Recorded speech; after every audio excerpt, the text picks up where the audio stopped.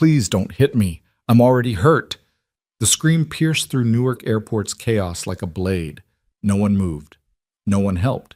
Except one man, a single father holding his daughter's hand, who couldn't walk away from injustice. What happened next changed 3 lives forever.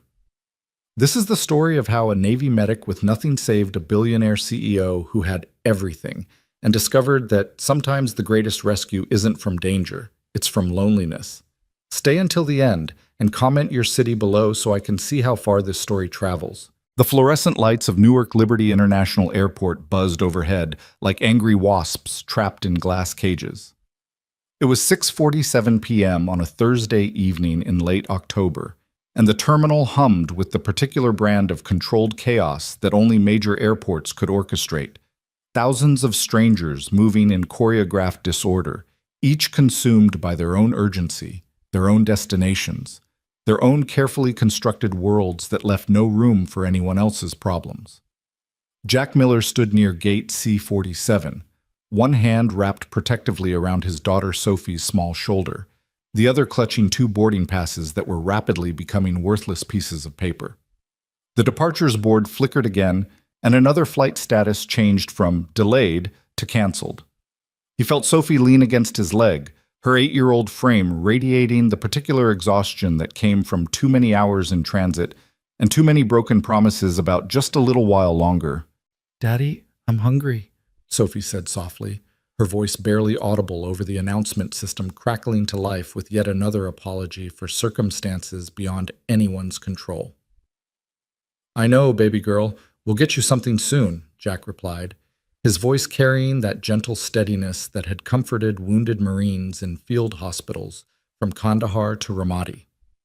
He had the kind of calm that couldn't be taught, only earned through years of holding pressure on wounds while helicopters screamed overhead and men half his age cried for their mothers. At 34, Jack still carried himself with military precision, shoulders back, spine straight, eyes constantly scanning his environment with the situational awareness that never quite left combat medics even years after their discharge. His dark hair was cut short, practical rather than stylish, and his face bore the kind of weathered handsomeness that came from too many sleepless nights and too much responsibility shouldered too young.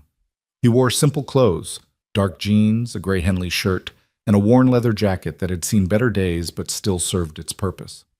Sophie, in contrast, was all bright colors and untamed energy barely contained by fatigue. Her curly brown hair was pulled into 2 slightly lopsided pigtails that Jack had attempted that morning with more determination than skill. She wore her favorite purple jacket covered in embroidered butterflies and carried a small backpack decorated with cartoon characters that she refused to let out of her sight. In her arms, she clutched a stuffed rabbit named Mr. Hopscotch, who had been her constant companion since she was 3, since the day her mother had walked out of their lives without a backward glance. Jack didn't think about that anymore. Couldn't afford to. He had a daughter to raise, a job to maintain, and a life to build from the rubble of his failed marriage. He'd been doing fine for 5 years now, more than fine, actually. Sophie was happy, healthy, and thriving despite growing up in a modest apartment in Wilmington with a father who worked double shifts at St. Francis Hospital to make ends meet. They had each other, and that was enough. It had to be enough. "Can we get pizza?" Sophie asked, looking up at him with those wide brown eyes that could melt his resolve faster than summer sun on ice cream. "Let's see what they have that's not airport-priced garbage," Jack said, scanning the terminal. But before he could locate the nearest food court, his attention was caught by a disturbance near the executive lounge entrance. It started as a raised voice, male, angry, with the particular edge of someone used to getting their way through intimidation. Jack's body tensed involuntarily, combat instincts firing before his conscious mind could process what he was hearing. "I said we're leaving now, Rachel. Stop being dramatic." The voice belonged to a man in his early 40s, wearing an expensive charcoal suit that probably cost more than Jack's monthly rent. He had the kind of polished appearance that came from personal trainers, tailored clothing, and the absolute certainty that the world would bend to accommodate him. His hand was wrapped around the upper arm of a woman who was trying, with decreasing success, to pull away from his grip. "Andrew, please, you're hurting me," the woman said, her voice strained but trying to maintain composure. Can we just talk about this like adults? We're done talking, Andrew snapped, jerking her forward hard enough that she stumbled in her heels. You've been playing games all week, and I'm finished with it. We're going to get on that private charter I arranged, fly back to San Francisco, and you're going to stop this ridiculous tantrum about needing space or whatever the hell your therapist put in your head. Jack felt Sophie's hand tighten in his. Around them, other travelers were beginning to notice the scene, but in that particular way that modern society had perfected: acknowledgement without engagement, concern without action. People slowed their walking pace, turned their heads slightly, whispered to their companions, but no one intervened. No one wanted to get involved in what might be a domestic situation. No one wanted to make a scene. The woman, Rachel, Andrew had called her, was strikingly beautiful in the way that powerful women often were, though her beauty was currently overshadowed by distress. She appeared to be in her early 30s, with dark hair pulled back in what had probably started as an elegant bun, but was now coming loose in wisps around her face. She wore a designer business suit in navy blue, tailored perfectly to her frame, but there was something disheveled about her appearance now. Her blouse partially untucked, her jacket askew, and most notably, the way she was favoring her left arm. "Andrew, my shoulder is already injured," Rachel said, her voice dropping to a pleading whisper that nonetheless carried to where Jack stood 20 feet away. "The doctor said I need to keep it immobilized. Please, you're making it worse." "Oh, for Christ's sake," Andrew interrupted, his voice dripping with contempt. "You fell during a goddamn photo shoot because you weren't paying attention. Stop acting like you're some fragile victim. You're a Fortune 500 CEO, Rachel. Act like it." He yanked her arm again, and this time Rachel cried out, a sharp, involuntary sound of pain that cut through the terminal's ambient noise like a knife. "Please don't hit me. I'm already hurt." The words hung in the air, and for a moment the entire section of the terminal seemed to freeze. Jack felt something cold and hard settle in his chest, the same feeling he'd gotten in Helmand Province when the convoy ahead hit an IED, that crystalline moment of clarity where time slowed down and you realized you were the only thing standing between disaster and catastrophe. "Daddy?" Sophie's voice was small, uncertain. Jack looked down at his daughter and saw the confusion and fear in her eyes. Sophie had been raised on kindness and gentle words, on bedtime stories and Saturday morning pancakes, on the understanding that people should help each other. She had never seen violence up close, and Jack had spent 5 years making sure she never would. But she was seeing something now that troubled her in a way she couldn't articulate. The sight of a woman in distress and a world full of adults who turned away. "Stay right here, baby girl," Jack said softly, guiding Sophie to sit on their luggage. "Don't move, okay? Daddy needs to help someone." "Is that lady in trouble?" Sophie asked. "Yeah, sweetie, she is." "Are you going to use your medic skills?" Despite everything, Jack felt a small smile tug at his lips. Something like that. He crossed the distance to Andrew and Rachel in 6 long strides, his movements deliberate and controlled. Years of military training had taught him that violence was often like fire. It fed on panic and chaos, but could be contained by calm and purpose. He didn't run, didn't shout, didn't make any aggressive movements. He simply walked up to them and positioned himself between Rachel and Andrew with the kind of physical presence that couldn't be ignored. "Hey there," Jack said, his voice conversational but with an undertone of steel. "Sounds like the lady needs some space. How about you let go of her arm?" Andrew's face flushed red, his jaw clenching as he assessed this interruption to his control. "This is none of your business, friend. This is a private conversation between me and my fiancée." "Funny thing about conversations," Jack replied, his tone still measured. "They usually don't require physical force. So I'm going to ask you again. Let go of her arm." For a moment, Andrew seemed to consider escalation. Jack could see it in his eyes, the calculation of a man who had probably never been in a real fight in his life, but had enough ego to think he could win one. Jack had seen that look before, usually on young lieutenants fresh out of West Point who thought their rank made them invincible. Reality had a way of correcting that misconception quickly. "Do you have any idea who we are?" Andrew said, his voice taking on that particular smugness that came from wealth and privilege. "Do you know who you're talking to?" "Honestly, don't care," Jack said. "All I see is a man hurting a woman in a public place, and all I'm asking is that you stop." "Andrew, please," Rachel said, and Jack noticed she had used the moment of distraction to pull partially free from Andrew's grasp. Let's just go our separate ways. I'll catch a commercial flight tomorrow. You take the charter. We can talk when we've both calmed down. We'll talk now, Andrew snarled, reaching for her again. Jack moved with the fluid economy of motion that came from years of dealing with combative patients in emergency situations. He didn't strike Andrew, didn't even touch him aggressively. He simply intercepted Andrew's reaching hand with his own, applying just enough pressure to a specific pressure point on Andrew's wrist to make the man's entire arm go momentarily numb. That's not going to happen, Jack said quietly. Ma'am, you're injured. Can you walk? Rachel stared at him with wide eyes. Beautiful hazel eyes, Jack noticed distantly, that were currently flooded with a mixture of fear, relief, and confusion. Yes, I can walk. Then I suggest you step over here behind me, Jack said, maintaining his grip on Andrew's wrist while using his body as a barrier. Sir, I'm going to let go now, and you're going to walk away. Nobody needs to get hurt here. You're assaulting me, Andrew spat. I'll have you arrested. Security! As if summoned by the magic word, 2 airport security officers were already approaching, having been alerted by witnesses who had apparently found it easier to report the situation than to intervene directly. What's going on here? The larger of the 2 security officers asked, his hand resting on his radio.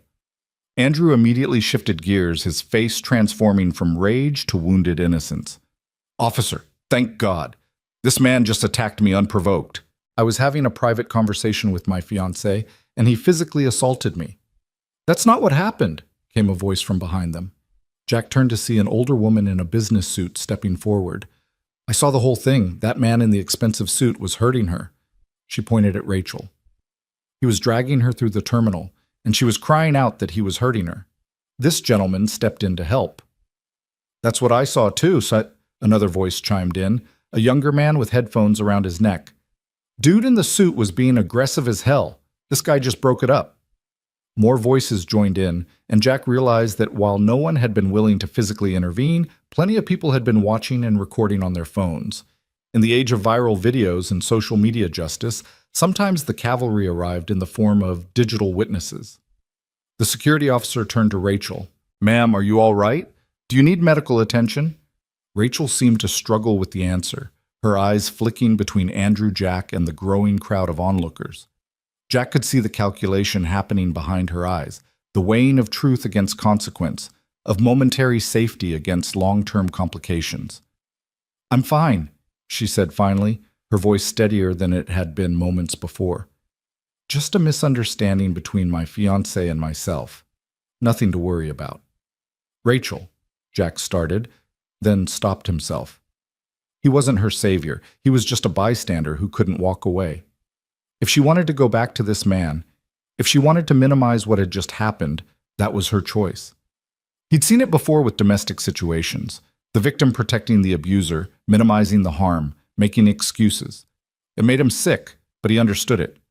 Leaving was sometimes harder than staying. Ma'am, with all due respect, the security officer said, his tone gentler now.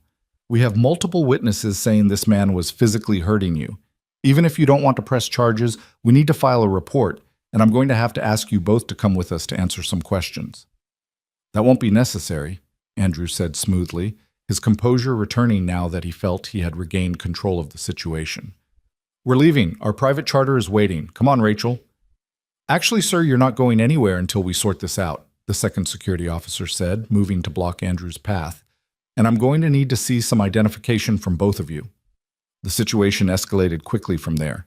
Andrew's smooth veneer cracked as he realized he wasn't going to simply walk away. His voice rose, threats about lawyers and lawsuits flew, and within minutes, the local police had been called to supplement airport security. Rachel stood frozen in the middle of it all, looking like a deer caught in headlights, her injured shoulder held carefully against her body. Jack started to back away, intending to return to Sophie and let the authorities handle the situation. He'd done what he could. But as he turned, Rachel's voice stopped him. Wait. She moved toward him, stumbling slightly in her heels. I'm sorry, I didn't get your name. Jack Miller, ma'am. He extended his hand carefully, aware of her injury, She took it with her good hand, and her grip was surprisingly firm despite the tremor running through her. Rachel Morgan, thank you for stepping in. You didn't have to do that. Yeah, I did, Jack said simply. You were hurt and asking for help. That's all that mattered. Rachel's eyes glistened with unshed tears. Most people just walked by. I could see them looking, but no one... Her voice broke slightly. No one stopped. I know, Jack said quietly. People get scared. Don't want to get involved, but that doesn't make it right. Sir? One of the police officers approached. I'm going to need to get a statement from you as well. Won't take long. Jack nodded, then looked back toward where he'd left Sophie. His daughter was sitting exactly where he'd told her to stay, but her face was anxious, her eyes locked on him. He raised a hand to wave at her, trying to communicate that everything was okay. The next hour was a blur of questions, statements, and witness accounts. Andrew was detained for questioning, his threats about lawyers growing more shrill as the reality of the situation sank in. Rachel gave her statement in a quiet, controlled voice, carefully omitting certain details but no longer minimizing what had happened. Jack learned she was Rachel Morgan, CEO of Morgan Technologies, a name even he recognized from business news segments he half-watched while making dinner. She was wealthy, powerful, and apparently engaged to Andrew Kefax, who served as her company's chief financial officer. Small world, Jack muttered to himself when he overheard this information. The billionaire CEO and the single dad Navy medic, not exactly social circles that typically overlapped. By the time the police were finished with statements, it was nearly 9 p.m. Sophie had been brought over by a kind TSA agent who had given her a bag of pretzels and let her color with markers in the security office. She was tired, hungry, and confused, but she lit up when she saw Jack. "Daddy!" She ran to him and he caught her up in his arms, breathing in the familiar scent of her strawberry shampoo. "Hey, baby girl, I'm sorry that took so long." "Did you help the lady?" Sophie asked. "I tried to, yeah." "Is she okay now?" Jack looked over Sophie's head to where Rachel sat on a bench, looking lost and alone despite being surrounded by security personnel and police officers. Andrew had been escorted to a different area, and Jack had overheard something about charges being considered for assault and public disturbance. "I don't know, sweetheart," Jack said honestly. "I hope so." "Can we go home now? I'm really hungry." Jack checked his phone and saw 17 missed calls from work, along with a text from his supervisor asking if he was okay. Their flight had been canceled hours ago due to the incoming storm, and all other flights were grounded until morning at the earliest. "Yeah, we can go home," Jack said, making the decision quickly. They'd been supposed to fly to Baltimore for a long weekend with his sister's family, but that plan was shot now. "Let's get out of here and find some real food." He was heading toward the exit, Sophie's hand in his and their luggage rolling behind them, when he heard his name called. "Mr. Miller? Jack?" He turned to find Rachel hurrying toward him, her heels clicking on the polished floor. She'd retrieved her coat and purse from somewhere, and she looked more composed now, though her face was pale and her eyes were shadowed with exhaustion. "Ms. Morgan," Jack said, stopping. "You okay?" She paused, seeming to struggle with the words. "I don't have anywhere to go tonight. My flight is canceled, and Andrew, he booked everything. The hotel reservations are in his name. The charter flight was his arrangement. I can't—" Her voice wavered. "I can't go back to those places. Not now, not after all this. And I just realized I left my phone in Andrew's briefcase when we were arguing earlier, so I can't even call my assistant or—" She stopped, taking a shaky breath. Jack watched her carefully, his medic's eye noting the signs of shock settling in. The pale skin, the trembling hands, the rapid breathing barely held in check. "Ma'am, I think you need to sit down," Jack said gently. "When's the last time you ate something?" Rachel blinked at him. I had coffee this morning, I think. There was a breakfast meeting, but I didn't eat because Andrew was upset about the board presentation and—" She stopped again, seeming to realize how ridiculous she sounded. "I haven't eaten today. At all." "Okay," Jack said, making another quick decision that his more cautious self would probably question later. "Here's what's going to happen. You're going to come with us, get some food in you, and figure out your next move. You're in shock, you're injured, and you need to take care of yourself before you make any big decisions. Rachel stared at him.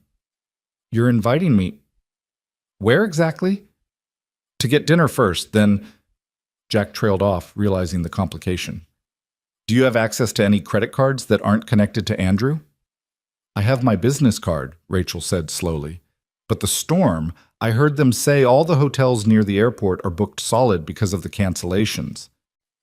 Jack ran a hand through his hair, knowing he was about to do something either incredibly kind or incredibly stupid. Look, I have a 2-bedroom apartment about 30 minutes from here. It's not fancy, but it's clean and safe. Sophie and I were supposed to be away this weekend, so the guest room is made up. You can stay there tonight, get some rest, and figure things out in the morning when your head is clearer. He watched Rachel's face cycle through a series of emotions: surprise, suspicion, calculation, and finally something that looked like desperate hope mixed with shame at being in a position to need such an offer. I couldn't possibly, she started. Sure you can, Jack interrupted. Look, Miss Morgan, Rachel, please. Rachel, Jack corrected. I'm a father, a medic, and I live a pretty boring life. I'm not a threat to you. You need a safe place tonight, and I'm offering one. No strings, no expectations. Tomorrow morning, you'll make some calls, get your life sorted out, and go on your way. But tonight, you need food, rest, and to get that shoulder looked at properly. The doctor said it's just a bad sprain, Rachel said automatically, from falling during a photo shoot last week. Jack said, his tone making it clear he knew exactly what kind of fall she was talking about. And I bet that doctor told you to keep it immobilized and avoid any further trauma to the area, right? Rachel's silence was answer enough. Sophie tugged on Jack's sleeve. Daddy, is the pretty lady going to have dinner with us? Rachel's face softened as she looked down at Sophie for the first time. Hi there, she said gently. What's your name? Sophie Marie Miller, Sophie announced proudly. I'm 8 years old, and I'm in 3rd grade. I'm good at math and reading, but I don't like social studies very much because it's boring. Mr. Hopscotch thinks so too. She held up her stuffed rabbit. It's very nice to meet you, Sophie, Rachel said, and Jack saw her expression shift into something more genuine, less guarded. Mr. Hopscotch is very handsome. He's a boy rabbit, Sophie explained seriously. Daddy won him for me at a carnival when I was 3. That was before Mommy went away. Jack winced internally at Sophie's casual mention of her mother, but Rachel handled it with grace, simply nodding as if this were perfectly normal information to share with a stranger in an airport. Well, any rabbit chosen by your daddy must be very special, Rachel said. Sophie nodded emphatically. He is. So are you going to come to dinner with us? Because you look hungry, and Daddy says hungry people make bad decisions. That's why we always have snacks in my backpack. Despite everything, the stress, the pain, the public humiliation of the last hour, Rachel laughed. It was a small, slightly broken sound, but it was genuine. You know what, Sophie? I think dinner with you and your daddy sounds like the best idea I've heard all day. Jack felt something in his chest loosen slightly. All right then. But first, we need to get you checked out by the airport medical staff. That shoulder needs to be looked at properly. I'm fine, Rachel started to protest. Ma'am, with all due respect, I'm a trained combat medic with 15 years of experience. You're not fine. You're holding that shoulder at an unnatural angle, you're pale as a sheet, and you're running on adrenaline and coffee. So we're going to the medical station. We're going to make sure nothing's seriously damaged, and then we're going to get food. Clear? There was something in Jack's voice, not unkind, but absolutely firm, that made it clear this wasn't a negotiation. It was the same tone he'd used with wounded Marines who insisted they were fine to keep fighting despite bleeding through their uniforms. Rachel studied him for a long moment, and Jack got the sense she wasn't used to being told what to do. But finally, she nodded. Clear, she said softly. The airport medical station was a small, sterile room staffed by a bored-looking physician's assistant who perked up at the prospect of an actual patient. Jack stood by while Rachel was examined, Sophie sitting in a chair and swinging her legs while she hummed to herself. Moderate sprain of the AC joint, the PA concluded after a thorough examination and some basic range of motion tests. Someone's been aggravating it. I'm going to give you a proper sling, some ice packs, and a prescription for anti-inflammatories. You need to keep this immobilized for at least a week, preferably 2. No lifting, no repetitive motion, and for God's sake, no one should be grabbing or pulling on this arm. Understood, Rachel said quietly. I'm serious, the PA continued. You keep re-injuring this, and you're going to be looking at surgery and months of physical therapy. Take care of it now or pay for it later. They left the medical station with Rachel properly slung and carrying a small bag of ice packs. Jack's car, a slightly battered Honda Civic that had seen better days but still ran reliably, was in the long-term parking lot. The drive home was quiet, with Sophie dozing in the back seat and Rachel staring out the window at the storm clouds rolling in. I should tell you, Rachel said suddenly, breaking the silence, I'm not a damsel in distress. What you saw tonight, that's not who I am. I built a billion-dollar company from scratch. I have an MBA from Stanford. I've given keynote speeches to tens of thousands of people. I'm not some weak woman who needs rescuing. Jack kept his eyes on the road. Never thought you were. Strong people can still need help sometimes. Doesn't make you weak, just makes you human. Andrew and I, it's complicated. We've been together for 3 years, business partners for 5. He's not usually like this. It's just been stressful lately, with the merger negotiations and the board pressure, and you don't have to explain yourself to me, Jack interrupted gently. Not tonight. Tonight, you just need to rest. Rachel fell silent again, and when Jack glanced over at a red light, he saw tears sliding silently down her cheeks.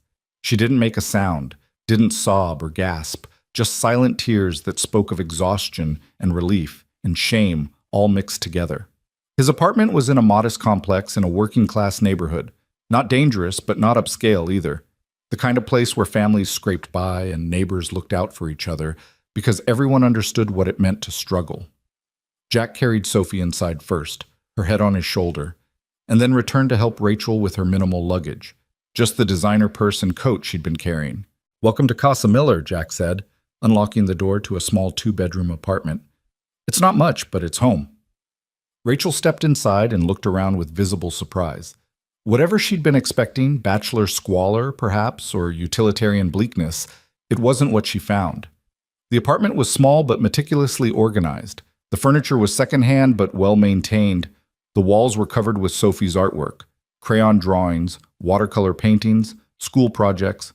A small bookshelf held a combination of medical textbooks, military thrillers, and children's books. The kitchen was spotless, and Jack noticed Rachel's gaze linger on the refrigerator, which was covered in Sophie's spelling tests and math homework, all marked with perfect scores and teacher comments like, "Wonderful work," and "Sophie is such a joy in class." "I'm going to put Sophie to bed," Jack said, hefting his daughter's sleeping form. "Guest room is through there." He nodded toward a door off the living room. "Bathroom's attached. Clean towels are in the cabinet. Make yourself comfortable. I'll be out in a few minutes, and we'll order some food." He disappeared down the hallway, and Rachel was left alone in the small living room. She moved slowly, taking in the details of this stranger's life. There were no photos of Sophie's mother anywhere. Rachel had already noticed that. But there were dozens of photos of Sophie herself, charting her growth from a chubby toddler to the bright-eyed 8-year-old she was now. In some of the photos, Jack wore a Navy uniform, looking younger and harder-edged. There was a shadow box on the wall containing military medals and commendations, including a Purple Heart.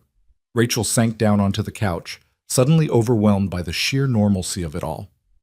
This was what a home looked like, not the sterile perfection of her penthouse in San Francisco, where every piece of furniture was designer-selected and every surface was maintained by a cleaning service.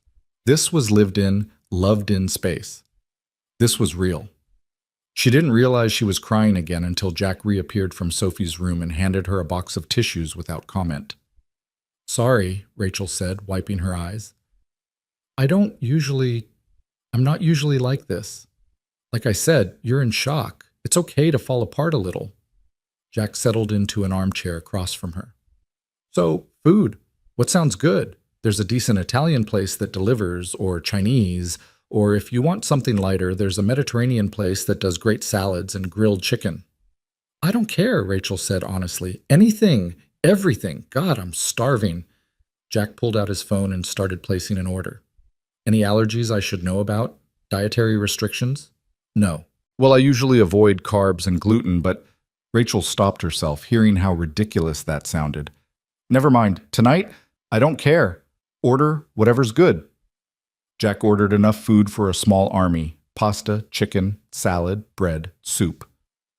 Leftovers, he explained when he saw her raised eyebrow. Sophie and I will eat it for the next few days. Plus, I've learned that when people say they're not hungry, they usually end up eating more than they expect once food appears. While they waited for the delivery, Jack made tea, actual tea in actual mugs, not the fancy loose-leaf stuff Rachel usually drank, but cheap tea bags from the grocery store that somehow tasted perfect. He also brought out the ice packs from the medical station and helped Rachel position them properly on her shoulder. "You're good at this," Rachel observed, watching him work with practiced efficiency. 15 years of practice, Jack said. Navy medic for 10 years, emergency room trauma nurse for the last 5. Taking care of people is pretty much all I know how to do. "Why did you leave the Navy?" Rachel asked, then immediately shook her head. "Sorry, that's none of my business." "It's fine," Jack said, settling back into his chair. Sophie's mom left when Sophie was 3. She wasn't cut out for military life. Too much moving, too much uncertainty, too much me being deployed. One day I came back from a 9-month tour in Afghanistan, and she was just gone. Left divorce papers and a note saying she couldn't do it anymore. Didn't want custody, didn't want visitation, just wanted out. "I'm sorry," Rachel said softly. Jack shrugged. "Took me a while to stop being angry about it. But honestly, Sophie's better off. Her mom wasn't happy, and kids can sense that. Now it's just me and Sophie, and we make it work. I took an early discharge, moved to a place where I could give her stability, got a job that has regular hours. It's not the life I planned, but it's a good life." "She's lucky to have you," Rachel said. "I'm lucky to have her," Jack corrected. "She's the best thing that ever happened to me. Everything I do is for her." The food arrived, and they spread it out on Jack's small dining table. Rachel discovered she was absolutely ravenous and made her way through pasta, chicken, salad, and half a loaf of garlic bread with an enthusiasm that would have mortified her in any other circumstance. But Jack didn't judge, didn't comment, just kept refilling her water glass and making sure she ate slowly enough not to make herself sick. "When's the last time you just sat and ate a meal?" Jack asked at one point. Rachel had to think about it. "I honestly don't remember. Business lunches, maybe? But those are all about networking and deal-making. I usually pick at a salad while everyone else talks. Dinners are usually the same, or I eat at my desk while reviewing reports." "That's not eating," Jack said. "That's just fuel consumption. There's a difference." "Is there?" Rachel asked, genuinely curious. "Yeah," Jack said, gesturing to the table between them. "This is eating, sitting down, taking your time, actually tasting the food. No phones, no TV, no distractions, just the act of nourishing yourself. Sophie and I do this every night. It's our rule, dinner together, no matter what." Rachel looked at the simple meal spread between them and felt something crack inside her chest. "I've forgotten how to do this," she said quietly. "I've forgotten how to just be." "It's not too late to remember," Jack said.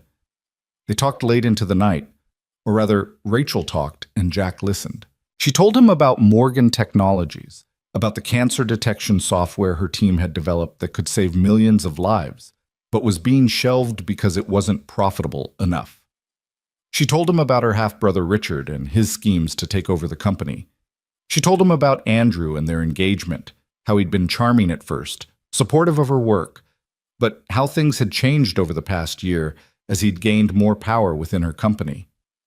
"He wants me to marry him and sign a prenup that gives him controlling interest in the company if anything happens to our marriage," Rachel said. "Says it's about protecting both of our interests.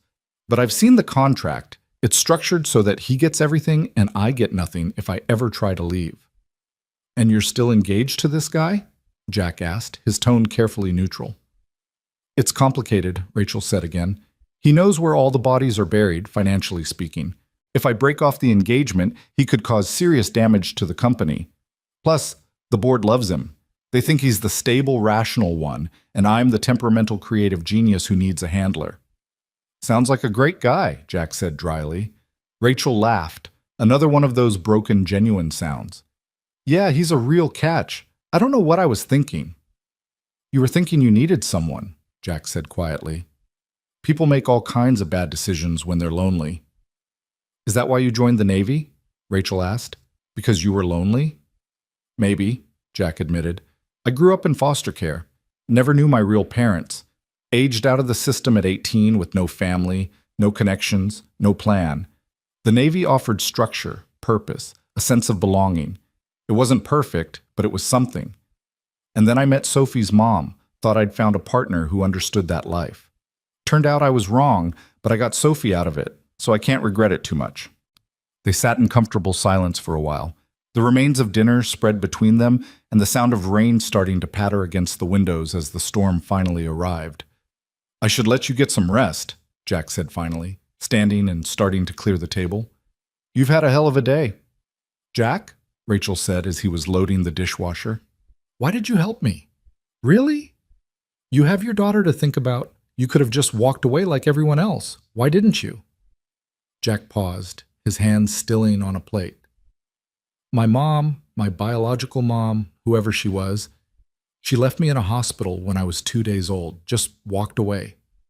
Growing up, I used to wonder what would have happened if someone had stepped in, if someone had helped her instead of judging her. Maybe she was in trouble. Maybe she was scared. Maybe she needed someone to tell her it was going to be okay. But no one did, and she left. And I spent 18 years in a system that was supposed to protect me, but mostly just shuffled me around. He turned to face Rachel, his expression serious. I promised myself that if I ever saw someone who needed help, I'd be the person who stepped in. I'd be the someone who gave a damn. Because maybe if someone had done that for my mom, my life would have been different. And even if it wouldn't have changed anything, at least I'd know that in that moment someone cared enough to try. Rachel felt tears welling up again. You're a good man, Jack Miller. I'm just a man who tries, Jack said simply. That's all any of us can do. Now come on, let me show you where everything is in the guest room. You need sleep. The guest room was small but cozy, with a comfortable bed covered in a handmade quilt and walls painted a soft blue. There were fresh flowers in a vase on the nightstand, something Jack must have bought for their planned weekend guests. Sophie picked those out earlier this week, Jack explained, following Rachel's gaze. She insisted her cousins would want flowers in their room. She's very into making people feel welcome. She's a special kid, Rachel said. Yeah, Jack agreed, his voice soft with pride. She really is. Bathroom's through that door. There are spare toiletries in the cabinet, and I'll leave some clean clothes outside the door. They'll be too big, but better than sleeping in a business suit. If you need anything in the night, I'm just down the hall. Don't hesitate to wake me. Thank you, Rachel said, the words feeling inadequate for what he'd done. For everything. I don't know how I'll ever— You don't have to repay me, Jack interrupted gently. That's not how kindness works. You just accept it, let yourself heal, and then you go do something kind for someone else when you get the chance. That's how we make the world better, one small act at a time. After Jack left, closing the door softly behind him, Rachel sat on the edge of the bed and looked around the small room. Outside, rain was falling in earnest now, drumming against the window with a steady rhythm. In the distance, she could hear the sound of Jack moving around the apartment, locking doors, turning off lights, settling in for the night. She changed into the oversized t-shirt and sweatpants Jack had left outside her door, both smelling like laundry detergent and sunshine, and carefully positioned herself in the bed so as not to aggravate her shoulder. The sheets were soft and worn, the blanket heavy and warm. The pillow smelled like lavender, probably from one of those sachets people put in linen closets. Rachel Morgan, CEO of a billion-dollar tech company, lay in a stranger's guest room in a modest apartment in a working-class neighborhood and felt safer than she had in years. Not because of locks on the doors or security systems, but because of something more fundamental. The presence of someone who had chosen kindness over convenience, action over apathy. She thought about Andrew, probably sitting in an airport security office answering questions and plotting his revenge. She thought about her company, her empire, all the things she'd built and sacrificed for. She thought about the life she'd constructed so carefully, the penthouse, the wardrobe, the carefully curated public image of the brilliant, unflappable CEO who had it all together. And then she thought about Jack, washing dishes in his small kitchen before checking on his sleeping daughter. She thought about Sophie, who had welcomed a stranger with open arms because that's what her father had taught her, that people deserved kindness. She thought about the apartment full of crayon drawings and perfect spelling tests and photos of a family of two who had made a home out of love rather than luxury. For the first time in years, Rachel let herself cry, really cry. Not the controlled tears she'd allowed herself earlier, but deep, shaking sobs that came from somewhere in her chest she'd forgotten existed. She cried for the girl she used to be before she learned that success meant sacrificing everything else.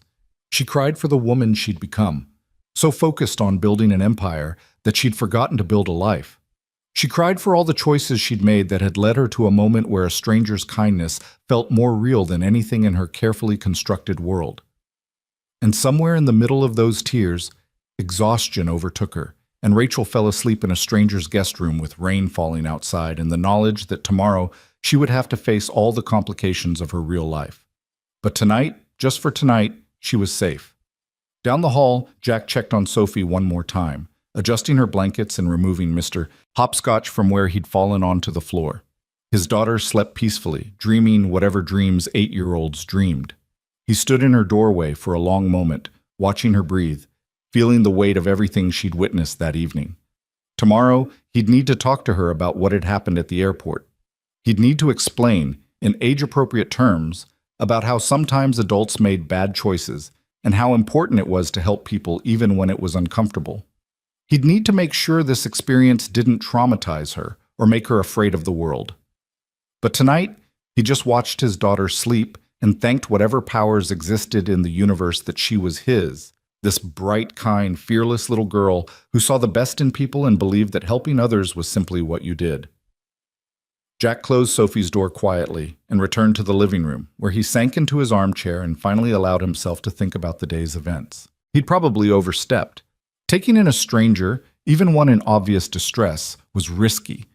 He'd exposed Sophie to a situation that could have been dangerous. He'd inserted himself into problems that weren't his own. But looking at the empty plates on the table, remembering the look of genuine peace that had crossed Rachel's face when she'd laughed at Sophie's jokes, thinking about how she'd cried in relief when someone had finally just offered her a safe place to rest, Jack couldn't regret it. This was who he was. For better or worse, he was the man who stepped in, the man who couldn't walk away, the man who believed that sometimes the right thing to do was simply to give a damn. Outside, the storm settled in for the night, rain falling steady and soft. Inside the small apartment, 3 people slept, a single father who'd built a home from nothing but love and determination, his bright daughter, who saw the world as it could be rather than as it was, and a billionaire CEO who'd forgotten what home felt like until a stranger had shown her. None of them knew yet how this night would change everything. None of them knew that this moment, this small act of kindness in an airport terminal, would ripple outward in ways they couldn't imagine. None of them knew that sometimes the greatest rescues weren't from danger, but from loneliness. But in the morning, they would start to understand. In the morning, the real work of rebuilding would begin. In the morning, Rachel would have to face her life, Jack would have to explain to his daughter what had happened, and Sophie would teach both of them what it meant to trust in the fundamental goodness of people. But that was tomorrow's problem. Tonight, they all just slept, safe in the knowledge that sometimes, just sometimes, the world worked the way it should. Sometimes people helped each other. Sometimes kindness won. Sometimes the person standing alone in a crowd found exactly the right stranger to notice they needed help. And sometimes that was enough to change everything. Morning arrived with the gentle persistence of sunlight filtering through unfamiliar curtains. Rachel woke slowly, disoriented by the absence of her usual surroundings. No floor-to-ceiling windows overlooking San Francisco Bay, no silk sheets, no ambient city noise filtering up from 40 stories below.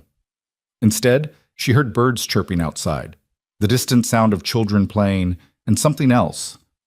Singing. A child's voice, slightly off-key but enthusiastic, belting out what sounded like a song from a Disney movie. Rachel sat up carefully, mindful of her injured shoulder, and took in her surroundings in the full light of day. The guest room was even more charming than she'd realized last night. The handmade quilt covering her was stitched in a pattern of stars and moons, clearly crafted with care rather than purchased from some high-end boutique. The walls held a few simple prints: a lighthouse, a sailboat, a sunset over water. Nothing expensive, but everything chosen with intention. She checked the nightstand for her phone before remembering she didn't have it.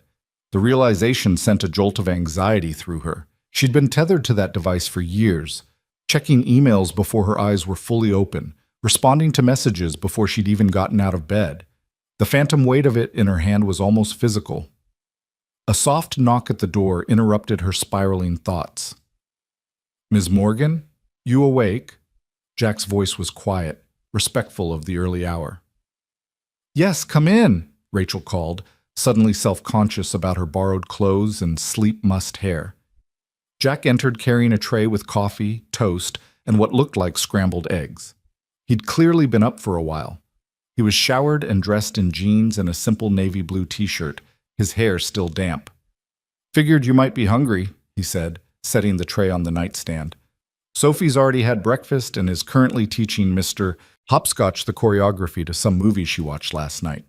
Fair warning, she's been asking about you every 5 minutes since she woke up at 6:30. Rachel accepted the coffee gratefully, wrapping her good hand around the warm mug. "You didn't have to do this. Bring me breakfast in bed like I'm some kind of invalid."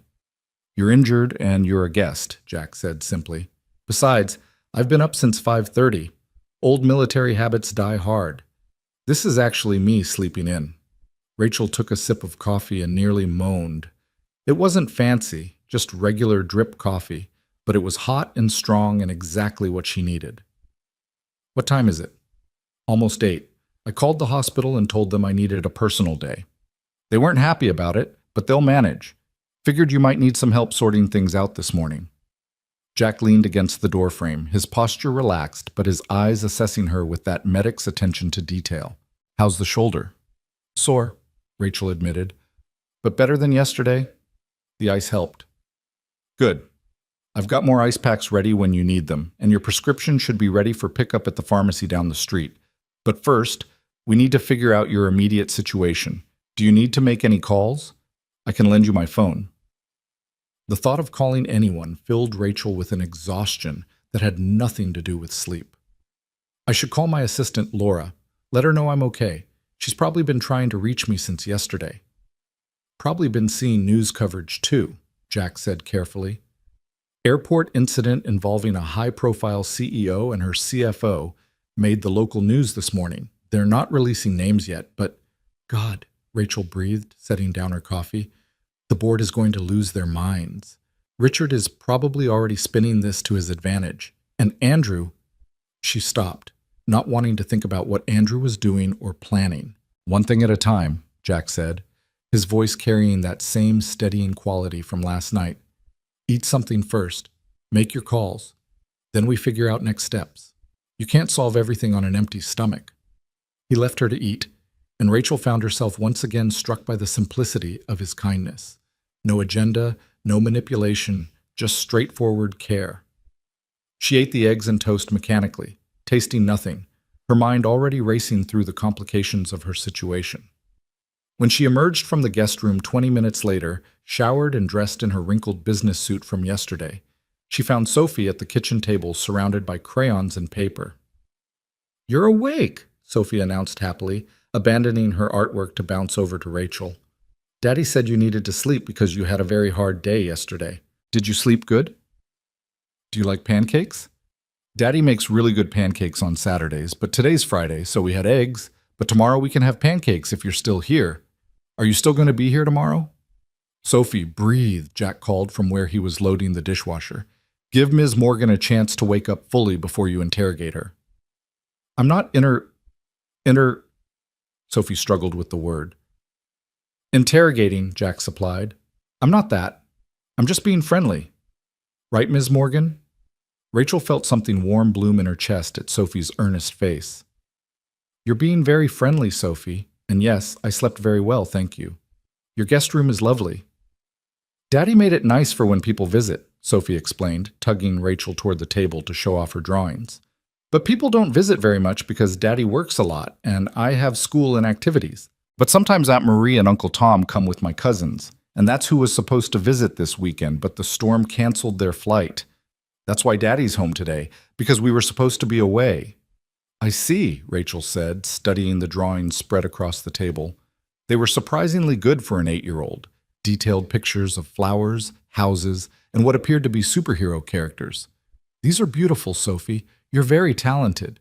Sophie beamed. Thank you. I like to draw. Daddy says I get it from my mom, but I don't really remember her very much. She left when I was little. But that's okay because Daddy says some people aren't meant to be parents, and the people who stay are the ones who really love you. Rachel's eyes flicked to Jack, who was carefully not looking at them, focused intently on wiping down the already clean counter. She wondered how many times he'd had to explain his ex-wife's abandonment to his daughter, how many times he'd had to spin a painful truth into something a child could understand without feeling rejected. Your daddy is very wise, Rachel said softly. I know, Sophie agreed matter-of-factly. He's the smartest person I know, except maybe for my teacher, Mrs. Patterson, but she's really old, so she's had more time to learn things. Daddy, can Miss Morgan stay for pancakes tomorrow? That's up to Miss Morgan, baby girl. She has her own life to get back to. Rachel looked between father and daughter and felt the weight of her real world pressing in. I should probably head back to San Francisco today. I have a lot to sort out. Do you have to? Sophie's face fell. I was going to show you my room. I have a telescope that Daddy got me for my birthday, and I know all the constellations. Well, not all of them, but most of the important ones. And Mr. Hopscotch really likes you.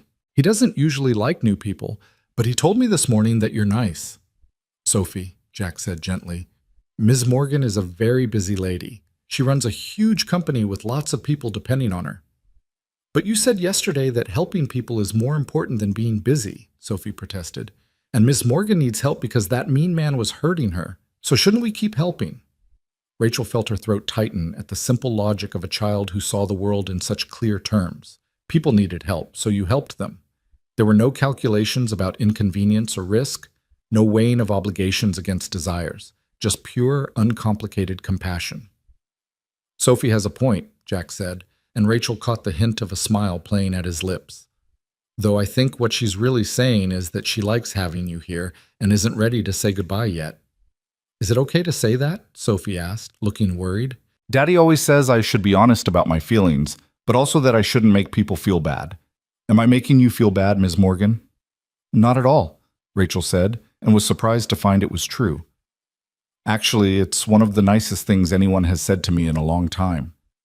Then you'll stay? Sophie's face lit up with hope. Rachel started, then stopped. What was she rushing back to, really? A company in crisis? A board that didn't trust her? A fiancé who had assaulted her in public? The penthouse she called home, but had never felt like one. I need to make some phone calls first, figure out what kind of damage control needs to happen. You can use my phone, Jack offered. And the guest room is yours as long as you need it. No pressure, no expectations. But Sophie's right. Sometimes the best thing to do is slow down and let yourself heal before jumping back into chaos. Rachel nodded, accepting Jack's phone and retreating to the guest room for privacy. Her first call was to Laura Chen, her executive assistant, and the only person at Morgan Technologies Rachel truly trusted. Laura answered on the first ring, her voice tight with worry. Hello? Laura, it's Rachel. Oh, thank God, Laura breathed. Rachel, what the hell happened? I've been trying to call you for hours. There are reports about some incident at Newark Airport, and when you didn't show up for this morning's conference call with the Tokyo investors, everyone started freaking out. Richard's been in my office 3 times asking where you are, and Andrew... She paused. Andrew's lawyers called. They're claiming you had some kind of breakdown and that Andrew was trying to help you when you became violent. Rachel closed her eyes, feeling the walls closing in. Of course Andrew would spin it that way. Of course he'd get ahead of the narrative. Laura, I need you to listen carefully. I'm fine, physically, I mean. But I need you to do something for me, and I need you to do it quietly. Anything, you know that. I need you to pull all of Andrew's financial transactions through the company for the last 18 months. Not the public-facing stuff, the actual detailed records. Expense reports, wire transfers, consulting fees, everything. and I need you to look specifically for anything involving Richard or any of the board members who've been pushing for the merger with K-Fax Tech." There was a pause on the other end of the line. "Rachel, if you're looking for what I think you're looking for, I need to warn you that Andrew has a lot of protection built into his position. He's CFO. He has board approval for most of his actions. And I know," Rachel interrupted. "But I also know Andrew. He's smart, but he's arrogant. He thinks he's untouchable. He's going to have made a mistake somewhere, left a trail. I need you to find it." "Okay," Laura said slowly. "But Rachel, this is going to take time. And if Andrew finds out I'm digging into his finances, he won't find out. Tell anyone who asks that you're doing routine audit prep. Use your personal laptop, not the company system. And Laura, send everything to my personal email, not the company one. I don't trust that Andrew doesn't have access to it." "Where are you right now? Are you safe?" Rachel looked around the small guest room with its handmade quilt and simple furnishings. "Yeah," she said softly. "Actually, I think I might be safer than I've been in a long time, but I need a few days to think, to figure out my next move. Can you hold down the fort without me?" "Of course, but the board meeting is scheduled for Monday morning. They're going to want answers about what happened at the airport, and if you're not there, Richard is going to use your absence to push his agenda." "Let him," Rachel said, surprising herself with the words. "Let Richard show his hand. Let the board see what he's really after. Sometimes the best way to catch someone in a trap is to let them think they've already won." "That's either brilliant or insane," Laura said. "I'm not sure which." "Maybe both," Rachel admitted. "Laura, I need to ask you something, and I need you to be completely honest with me. If I walked away from all of this, the company, the board, the merger negotiations, what would happen?" Laura was quiet for a long moment. "Honestly, short-term chaos. The stock would take a hit. Richard would probably make his move to take over as CEO. The board would panic. But long-term? Rachel, Morgan Technologies would survive. You built something strong enough to outlast you. The question isn't what would happen to the company. The question is what would happen to you. Who are you if you're not CEO of Morgan Technologies?" The question hit Rachel like a physical blow. Who was she without the title, the power, the constant pressure to perform and succeed? She'd been CEO for so long that she couldn't remember what she'd wanted to be before ambition and necessity had shaped her into this role. "I don't know," Rachel whispered. "I honestly don't know." "Then maybe that's what you need to figure out," Laura said gently. "Take your few days. Do your thinking. I'll handle things here and get you the information you need. But Rachel, whatever you decide, make sure it's what you want, not what you think you're supposed to want. Life's too short to spend it all building someone else's empire." They ended the call, and Rachel sat on the edge of the bed, staring at Jack's phone in her hands. Through the closed door, she could hear Sophie's laughter and Jack's deeper voice responding to something his daughter had said. The sounds of a normal morning, a normal life, something that felt impossibly distant from the world she inhabited. Her next call was to her personal attorney, Michael Reeves, who had represented her through the divorce negotiations with her first husband years ago and had remained on retainer ever since. "Rachel, I've been expecting your call," Michael said without preamble. "I've already heard from Andrew K-Fax's legal team. They're claiming you physically assaulted him at Newark Airport and that he was defending himself. They're threatening to sue for assault and defamation, and they're suggesting that you're mentally unstable and unfit to run the company." "Of course they are," Rachel said tiredly. "Michael, I need you to get ahead of this. There were dozens of witnesses at that airport, and I'm sure several of them recorded what happened on their phones. Andrew was physically assaulting me. He grabbed my injured shoulder and refused to let go when I asked him to. A bystander intervened on my behalf, and airport security was called. Get the police report, get witness statements, get the security footage, build me a case." "I'm already on it," Michael assured her. "But Rachel, I need to tell you something. Andrew's lawyers aren't just threatening a civil suit. They're suggesting that if you try to press charges against him, they'll make this as public and ugly as possible. They'll drag your mental health history into it. The therapy you attended after your mother died, the antidepressants you were briefly prescribed."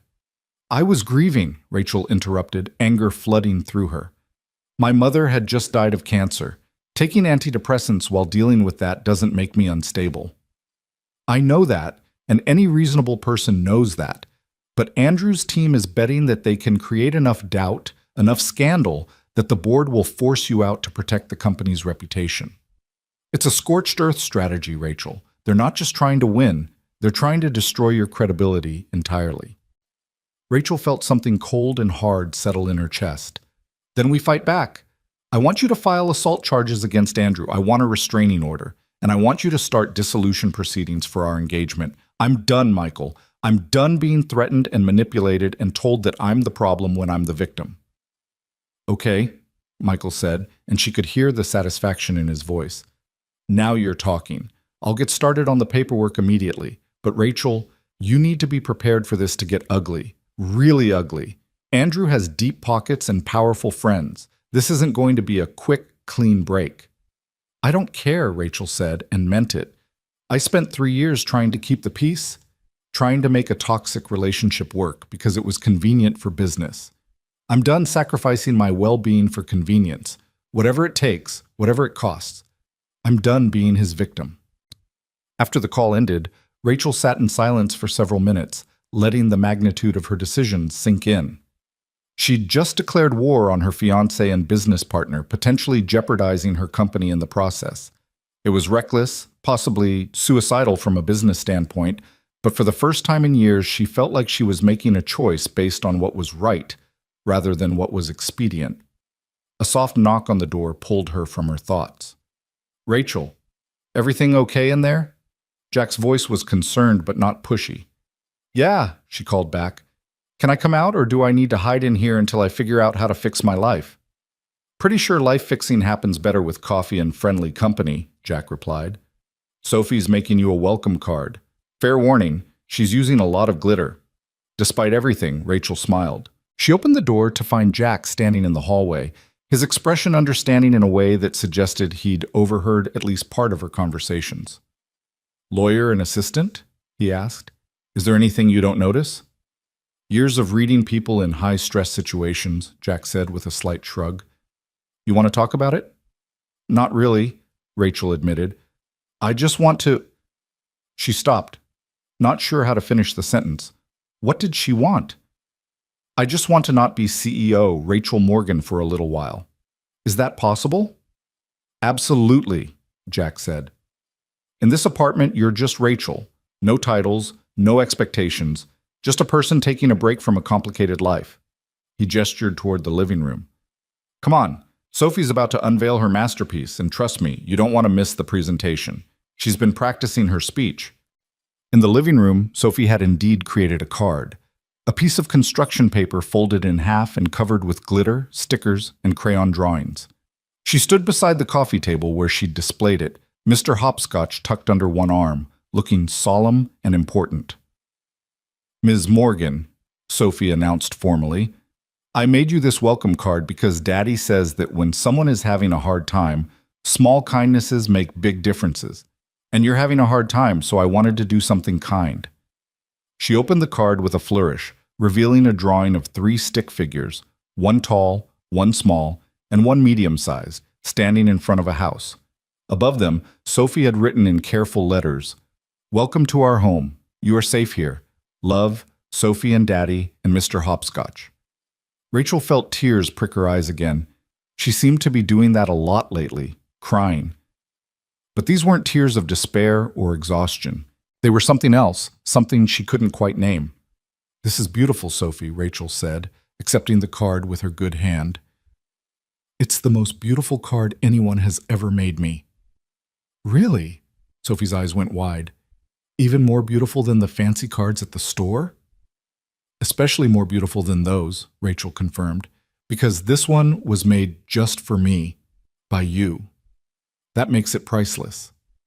Sophie beamed, then surprised Rachel by stepping forward and wrapping her arms around Rachel's waist in a gentle hug, careful to avoid her injured shoulder. I'm glad you're staying a little longer, she whispered. Daddy needs more friends. He doesn't have very many because he's always taking care of me. Over Sophie's head, Rachel met Jack's eyes and saw his embarrassment at his daughter's honesty. But she also saw the truth in Sophie's words.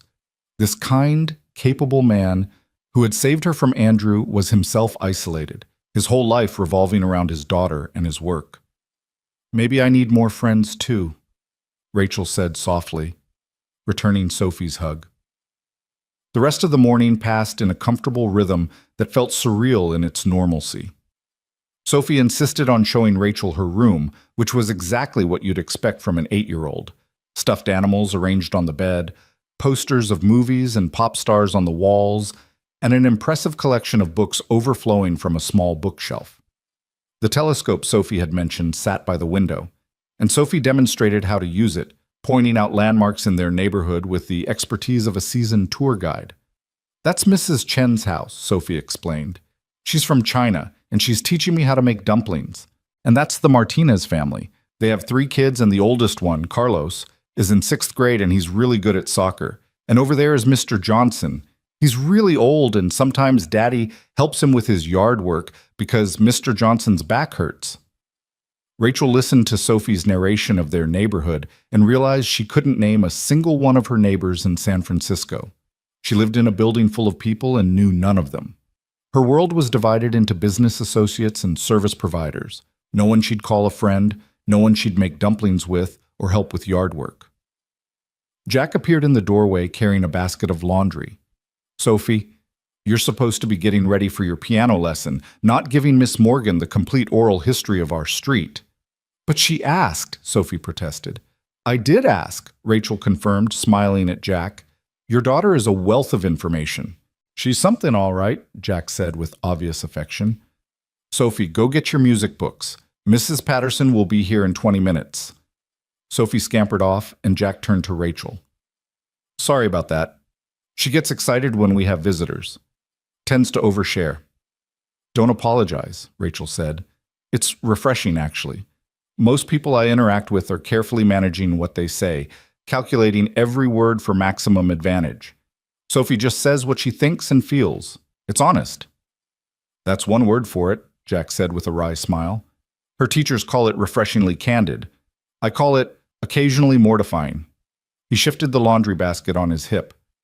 "I've got to throw this in and then run to the pharmacy to pick up your prescription. You okay here for half an hour?" "I'm fine," Rachel assured him. "Actually, I was wondering, do you mind if I help with something? Dishes, laundry, anything? I feel useless just sitting around." Jack raised an eyebrow. "You're recovering from an injury and dealing with a major life crisis. You're not supposed to be useful." "But I want to be," Rachel said, surprising herself with the urgency in her voice. "I want to do something normal, something productive. Something that isn't about corporate strategy or damage control. Please?" Jack studied her for a moment, then nodded toward the kitchen. "All right, there's vegetables that need chopping for tonight's dinner. Think you can handle that one-handed?" "I can try." She found herself at Jack's small kitchen counter, carefully dicing carrots and celery with her good hand while Jack sorted laundry nearby. It should have been awkward, a billionaire CEO performing basic kitchen tasks in a stranger's home. But instead, it felt peaceful.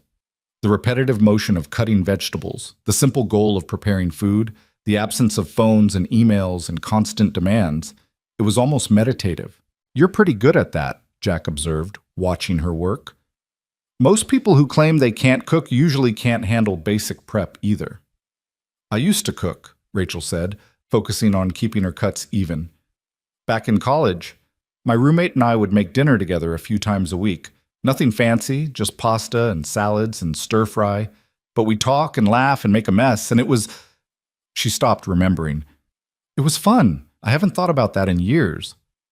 "What happened?" Jack asked gently. "Between college cooking and now?" "Life happened," Rachel said. "Or what I thought was life. I graduated, started my company, and suddenly everything was about meetings and networking and working 80-hour weeks. Cooking became a waste of time. I could pay someone to make food faster and better, leaving me free to work.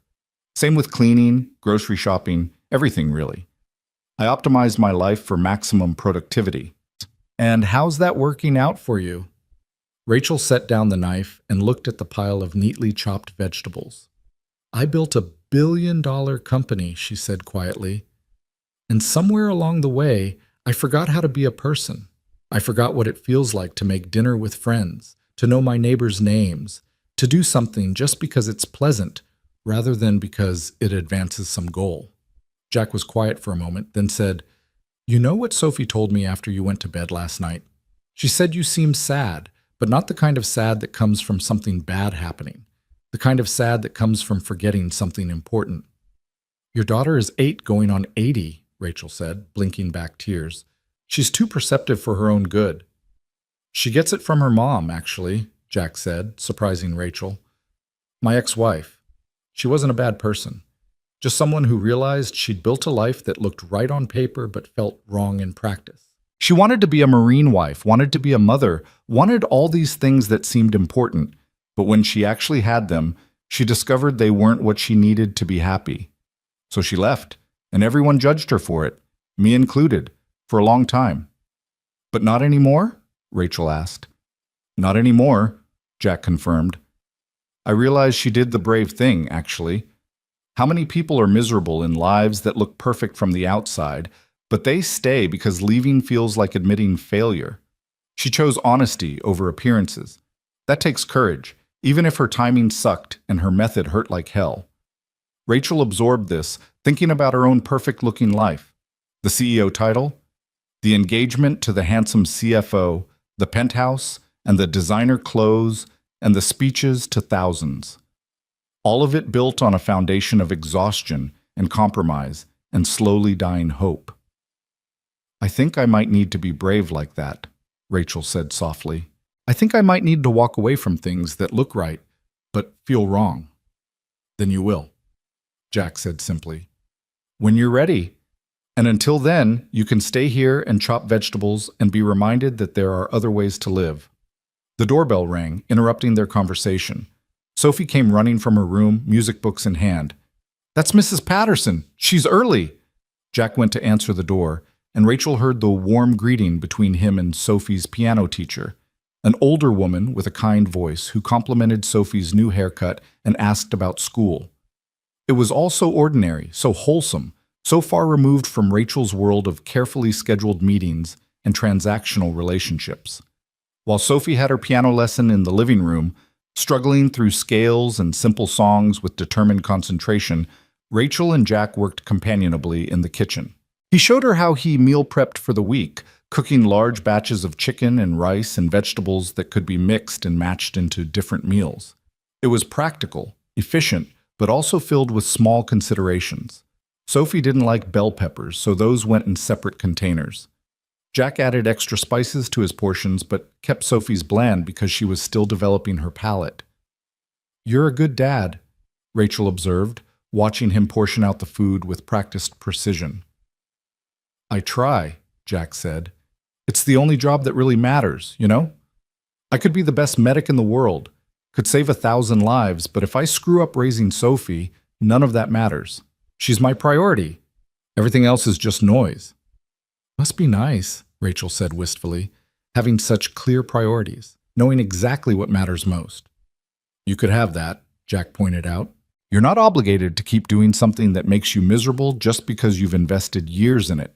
Sunk cost fallacy, throwing good time after bad because you can't accept that the initial investment was wasted." "Is that what you think I'm doing?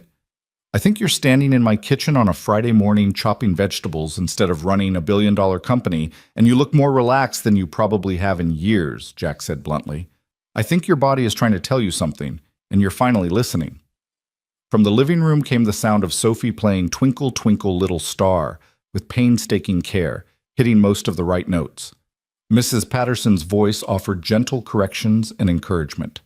Through the window, Rachel could see neighbors going about their ordinary days. A mail carrier making deliveries, a jogger running past, someone walking a dog. It was all so beautifully, achingly normal. And Rachel realized with sudden clarity that this simple domesticity, this quiet comfort, this sense of belonging somewhere, was what she'd been missing, not just since she'd become CEO, but for most of her life. She'd been chasing success for so long that she'd never stopped to ask herself what she actually wanted success to look like. "Jack," she said softly, "would it be okay if I stayed through the weekend? I know that's asking a lot, and if it's an imposition—" "Stay as long as you need," Jack interrupted. "Seriously, the guest room's yours. Sophie will be thrilled. She's already planning to show you her favorite hiking trail and teach you the names of all the constellations. And honestly, he gave her a small smile. It's nice having another adult around. Gets lonely sometimes, just me and an 8-year-old, no matter how great that 8-year-old is. Then I'll stay, Rachel decided, just through the weekend. I need to figure some things out, and I think I can do that better here than anywhere else. What Rachel didn't say, what she was only beginning to understand herself, was that she wasn't just staying to figure out her next move regarding Andrew or the company. She was staying because for the first time in longer than she could remember, she felt like she could breathe. She was staying because Sophie's laugh was genuine and Jack's kindness had no agenda, and the vegetables she was chopping for dinner felt more meaningful than any business deal she'd closed in years. She was staying because sometimes the best way forward was to stop running long enough to remember who you were before the world told you who you had to be. And in a small apartment in a working-class neighborhood, surrounded by crayon drawings and handmade quilts and the sound of a child practicing piano, Rachel Morgan, CEO, billionaire, perfectionist, began the slow, terrifying, necessary work of figuring out who she wanted to become. The weekend passed in a blur of small moments that somehow felt larger than any boardroom victory Rachel had ever experienced. Saturday morning brought pancakes just as Sophie had promised, with the 8-year-old standing on a stool beside her father at the stove, carefully pouring batter into perfect circles while narrating the entire process like a cooking show host. Rachel sat at the small kitchen table, coffee in hand, watching this domestic scene with something that felt dangerously close to longing. The secret is not to flip them too early, Sophie explained seriously, brandishing a spatula that was almost as big as her arm. You have to wait until you see bubbles on top, and then you flip them really fast so they don't break. Daddy taught me that. Your daddy seems to know a lot about cooking, Rachel observed. He had to learn, Sophie said matter-of-factly. When Mommy left, he didn't know how to make anything except sandwiches and things that came in boxes. But then he decided that I needed to eat healthy food, so he watched cooking videos on the computer every night after I went to bed. Now he can make almost anything. Jack caught Rachel's eye over Sophie's head and gave a slight shrug that somehow conveyed both embarrassment and pride. She found herself studying him in the morning light streaming through the kitchen window. This man who had rebuilt his entire life around his daughter's needs, who had taught himself to cook and braid hair and navigate parent-teacher conferences as a single father. There was something quietly heroic about it, though Rachel suspected Jack would reject that characterization entirely. After breakfast, Sophie insisted on the promised hiking trail, a modest path through a small nature preserve about 10 minutes from the apartment. Rachel borrowed a pair of Jack's old sneakers and a sweatshirt that hung loose on her frame, and they set off like some approximation of a family, though Rachel tried not to think too hard about that comparison. The trail wound through trees just beginning to turn autumn colors, past a small creek where Sophie stopped to search for interesting rocks, and up to a clearing that offered a surprisingly beautiful view of the surrounding area. It wasn't dramatic or breathtaking, nothing like the vista from Rachel's penthouse or the scenic overlooks she'd seen on business trips to exotic locations. But there was something honest about it, something real. "This is my thinking spot," Sophie announced, settling onto a flat rock and patting the space beside her for Rachel to join.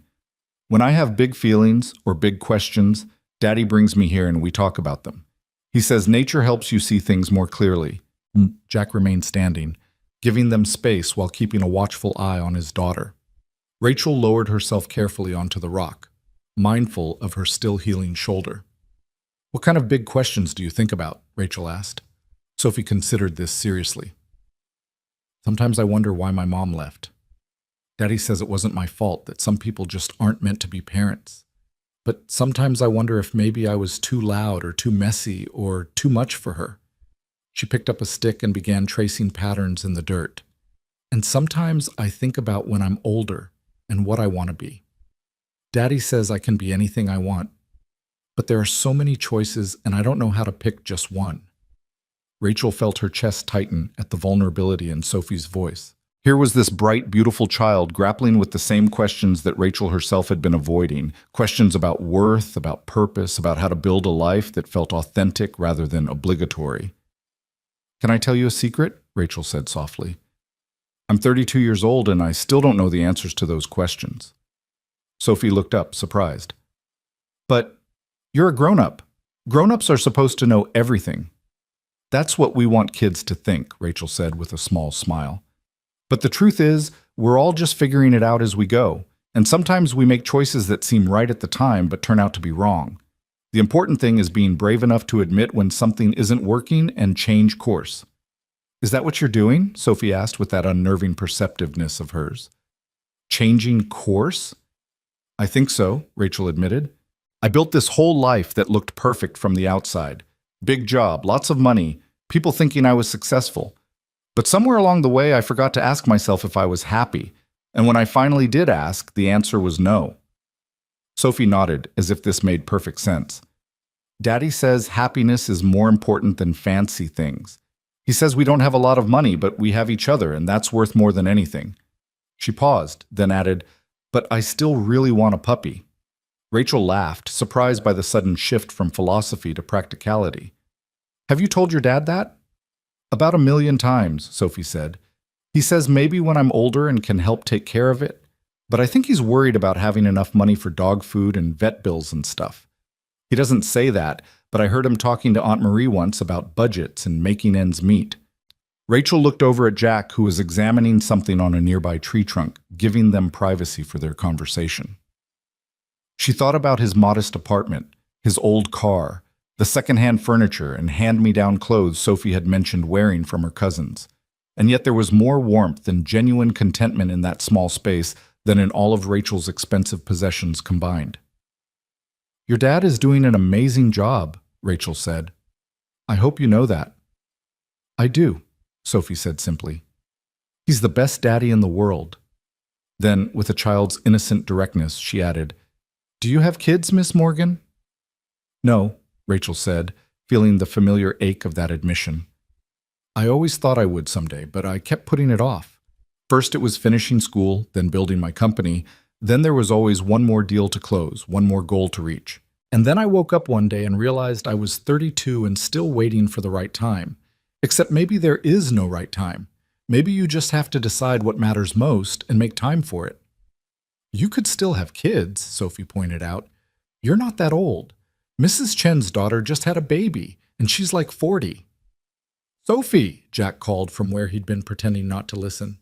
Let's not interrogate Miss Morgan about her reproductive choices. I'm not interrogating, Sophie protested, though her grin suggested she knew exactly what she was doing. I'm just making conversation like you taught me.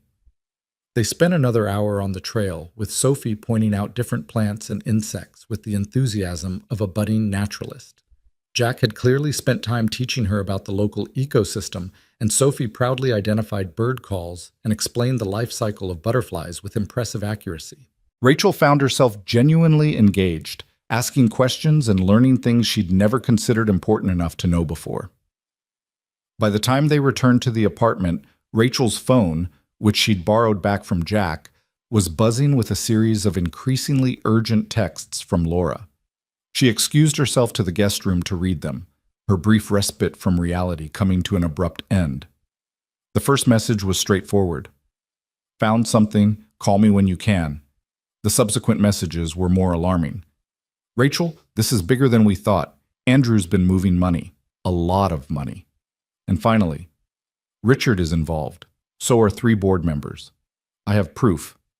But we need to talk about what to do with it. Rachel's hands trembled slightly as she dialed Laura's number. Her assistant answered immediately, speaking in a low, urgent voice. Rachel, where are you? Are you somewhere safe? I'm fine. I'm staying with... Rachel paused, realizing she'd never actually explained her situation to Laura. I'm with friends. What did you find? Laura took a deep breath. Okay, so I started digging into Andrew's financial transactions like you asked. At first, everything looked legitimate, expensive dinners with clients, consulting fees, travel expenses, but then I noticed a pattern. Every month for the last 18 months, Andrew has been processing payments to a consulting firm called KFAX Strategic Advisors. The amounts vary, but they total almost $8 million. $8 million? Rachel felt her stomach drop. For what services? That's the thing. The invoices are vague. Strategic consulting, market analysis, business development services.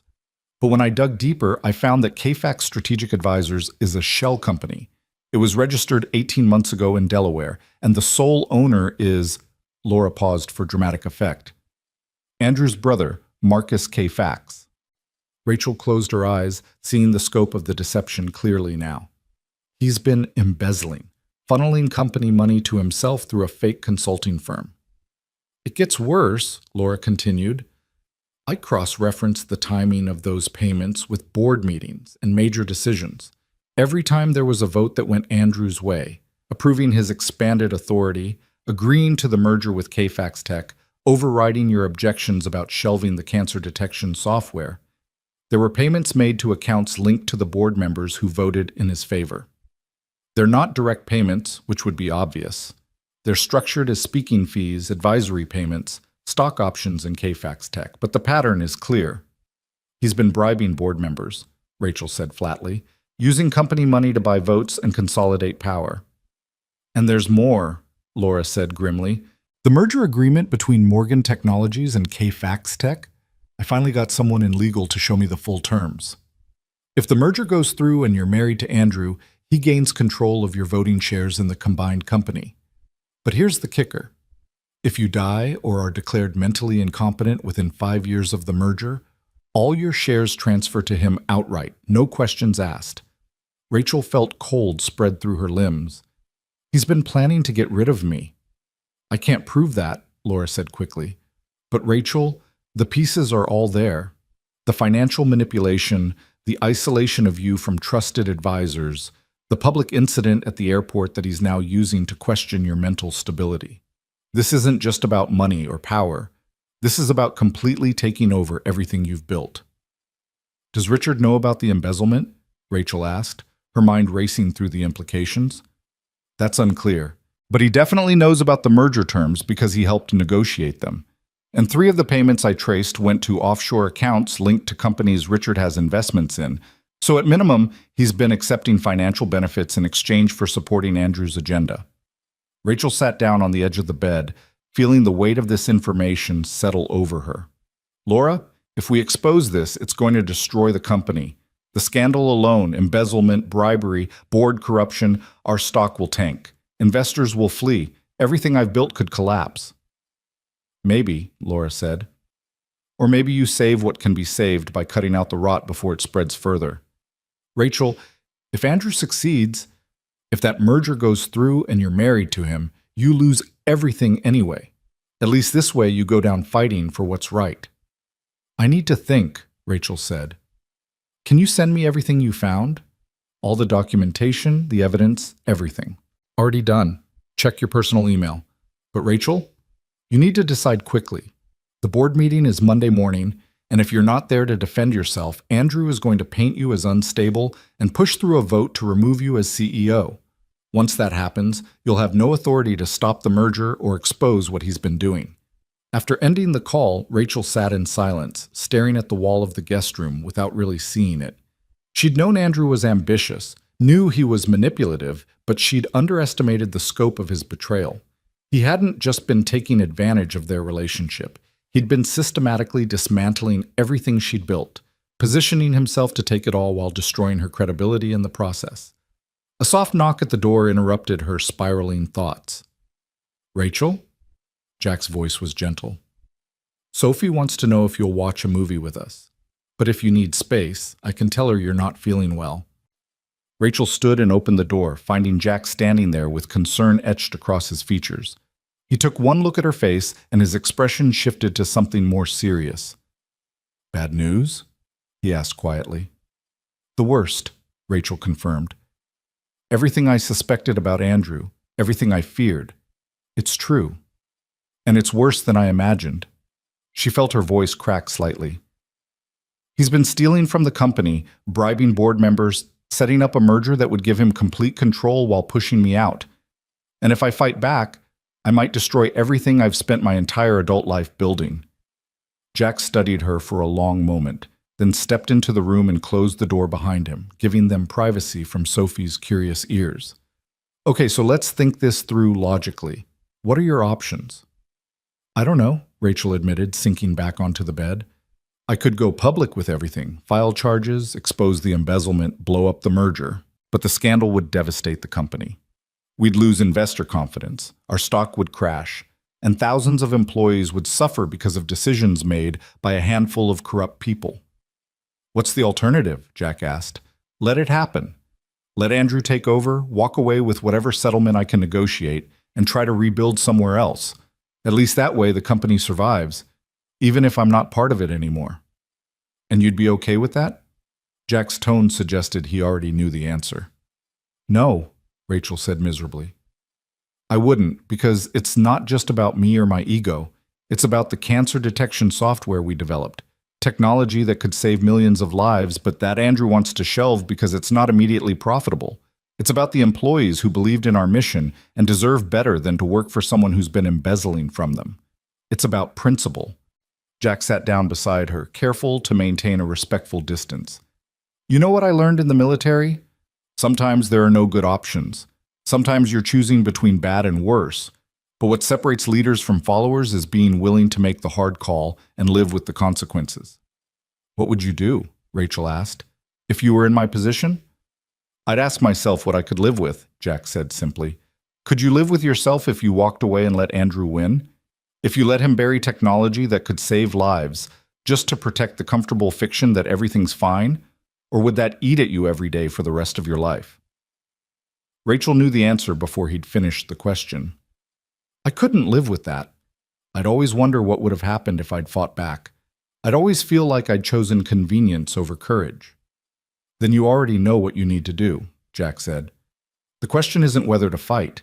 It's how to fight smart. What do you mean? You're thinking like this is all or nothing. Either expose everything and watch the company burn, or stay silent and let Andrew win. But maybe there's a middle path. What if you went to the board privately first? Before the Monday meeting, before Andrew has a chance to control the narrative, you present them with the evidence of embezzlement and bribery, give them a chance to do the right thing. And if they don't, Rachel asked, if they're all so compromised that they choose to cover it up, then you go public with everything, but at least you gave them the chance to save themselves. And more importantly, you'll know exactly who you can trust and who's complicit. Right now, you're assuming the entire board is corrupt. But what if some of them don't know what Andrew's been doing? What if there are people who would stand with you if they knew the truth? Rachel considered this, feeling the first stirrings of something that might be hope. There are a few board members who've been with the company since the beginning. They knew my mother before she died. They helped me build Morgan Technologies from a startup into what it is today. I can't believe they'd knowingly participate in this kind of corruption. Then start there, Jack suggested. Reach out to the ones you trust. Present the evidence. Build a coalition before Monday's meeting. Don't walk in alone and vulnerable. Walk in with allies and a strategy. That's actually brilliant, Rachel said slowly, her mind already working through the logistics. If I can get even 3 or 4 board members on my side before the meeting, Andrew won't have the votes to remove me as CEO.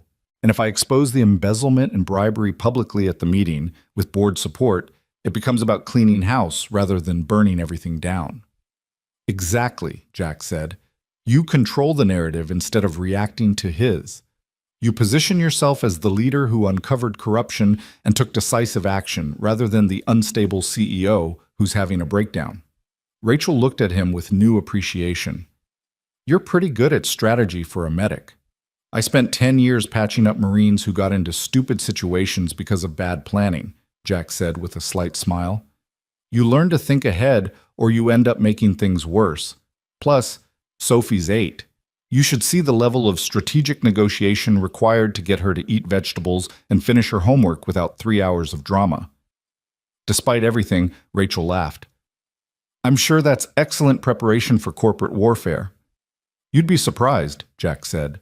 Both involve stubborn people who think they know better than you, emotional manipulation, and the careful deployment of rewards and consequences. He stood, offering her his hand. Come on. Sophie's waiting, and she picked a movie about a princess who saves herself instead of waiting for a prince. Seems appropriate, don't you think?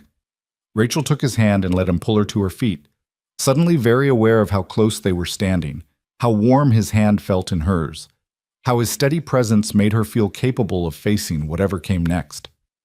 She'd only known this man for 2 days, but already he'd given her more genuine support and clear-headed advice than anyone in her professional circle had provided in years. "Thank you," she said softly, "for everything. For taking me in, for listening, for helping me think clearly. I don't know what I would have done if you hadn't stepped in at that airport." "You would have figured it out," Jack said with quiet confidence.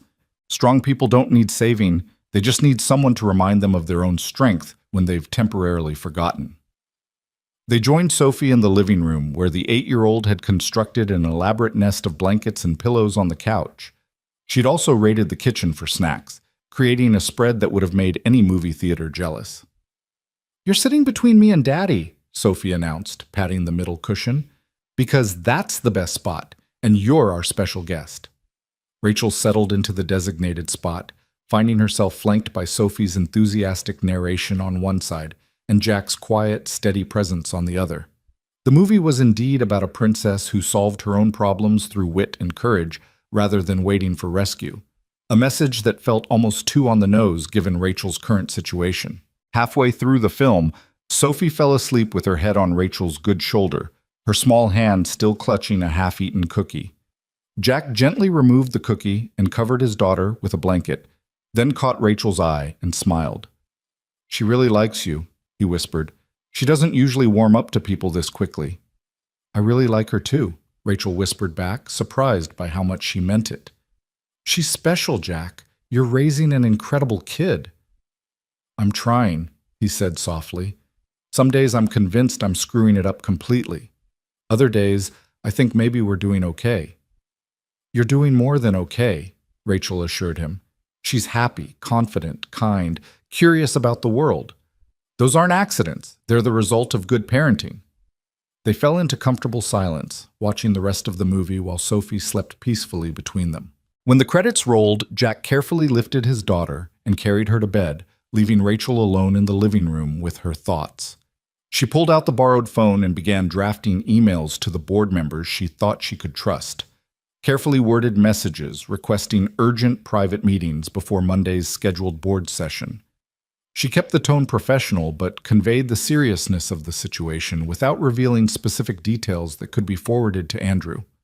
By the time Jack returned from putting Sophie to bed, Rachel had sent 5 emails and was working on a 6th. He settled into the armchair across from her, 2 glasses of wine in hand. "Thought you could use this," he said, offering her one of the glasses. "Unless the pain meds say no alcohol." "I stopped taking those this morning," Rachel said, accepting the wine gratefully. "Figured I needed a clear head more than I needed pain relief." She took a sip and nearly moaned at the taste. "This is really good wine." "Don't sound so surprised," Jack said with mock offense. "Just because I live in a modest apartment doesn't mean I don't have taste. That's from a small vineyard in Napa. I bought a case when Sophie and I took a road trip up the coast last summer, one of the few luxuries I allow myself." "I'm sorry," Rachel said, genuinely embarrassed. "I didn't mean to imply—" "I know," Jack interrupted gently. "I'm just giving you a hard time.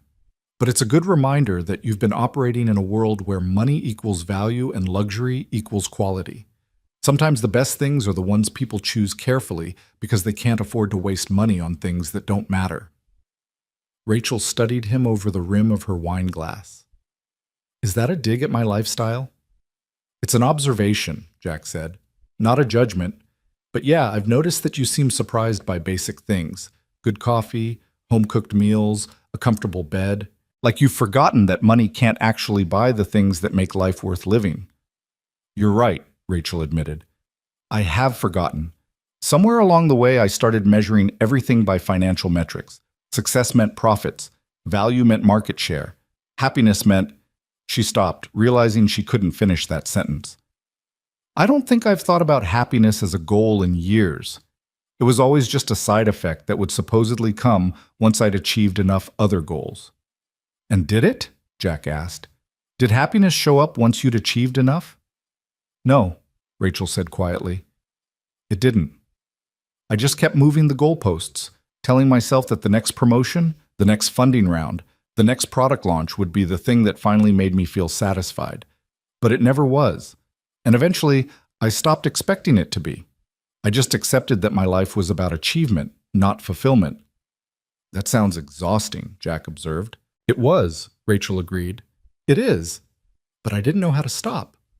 When your entire identity is built around being successful, taking your foot off the gas feels like admitting defeat, like saying you're not good enough, strong enough, dedicated enough. Jack was quiet for a moment, swirling the wine in his glass thoughtfully. Can I tell you something? When I first got out of the military, I was angry all the time. Angry at Sophie's mom for leaving, angry at the Navy for not being able to accommodate my new situation as a single parent, angry at myself for not being able to keep my marriage together. And I channeled all that anger into being the perfect father, making all Sophie's meals from scratch, keeping the apartment spotless, signing her up for every enrichment activity I could afford. What changed? Rachel asked. Sophie did, Jack said with a small smile. One day, she was about 5 and she asked me why I was always so tired and grumpy. And I gave her some BS answer about work stress. And she said, "But Daddy, you're always stressed, even when we're supposed to be having fun." And I realized she was right. I'd been so focused on being the perfect parent that I'd forgotten to actually enjoy being her parent. I was performing fatherhood instead of living it. So what did you do? I let go of perfect, Jack said simply. Started making easier meals sometimes. Let the apartment be a little messy. Cut back on activities so we had more free time to just hang out together. And you know what? Sophie didn't suffer from having a less perfect parent. She thrived from having a more present one. Turns out kids don't need perfection. They need presence. Rachel felt tears prick her eyes again. I think I needed to hear that.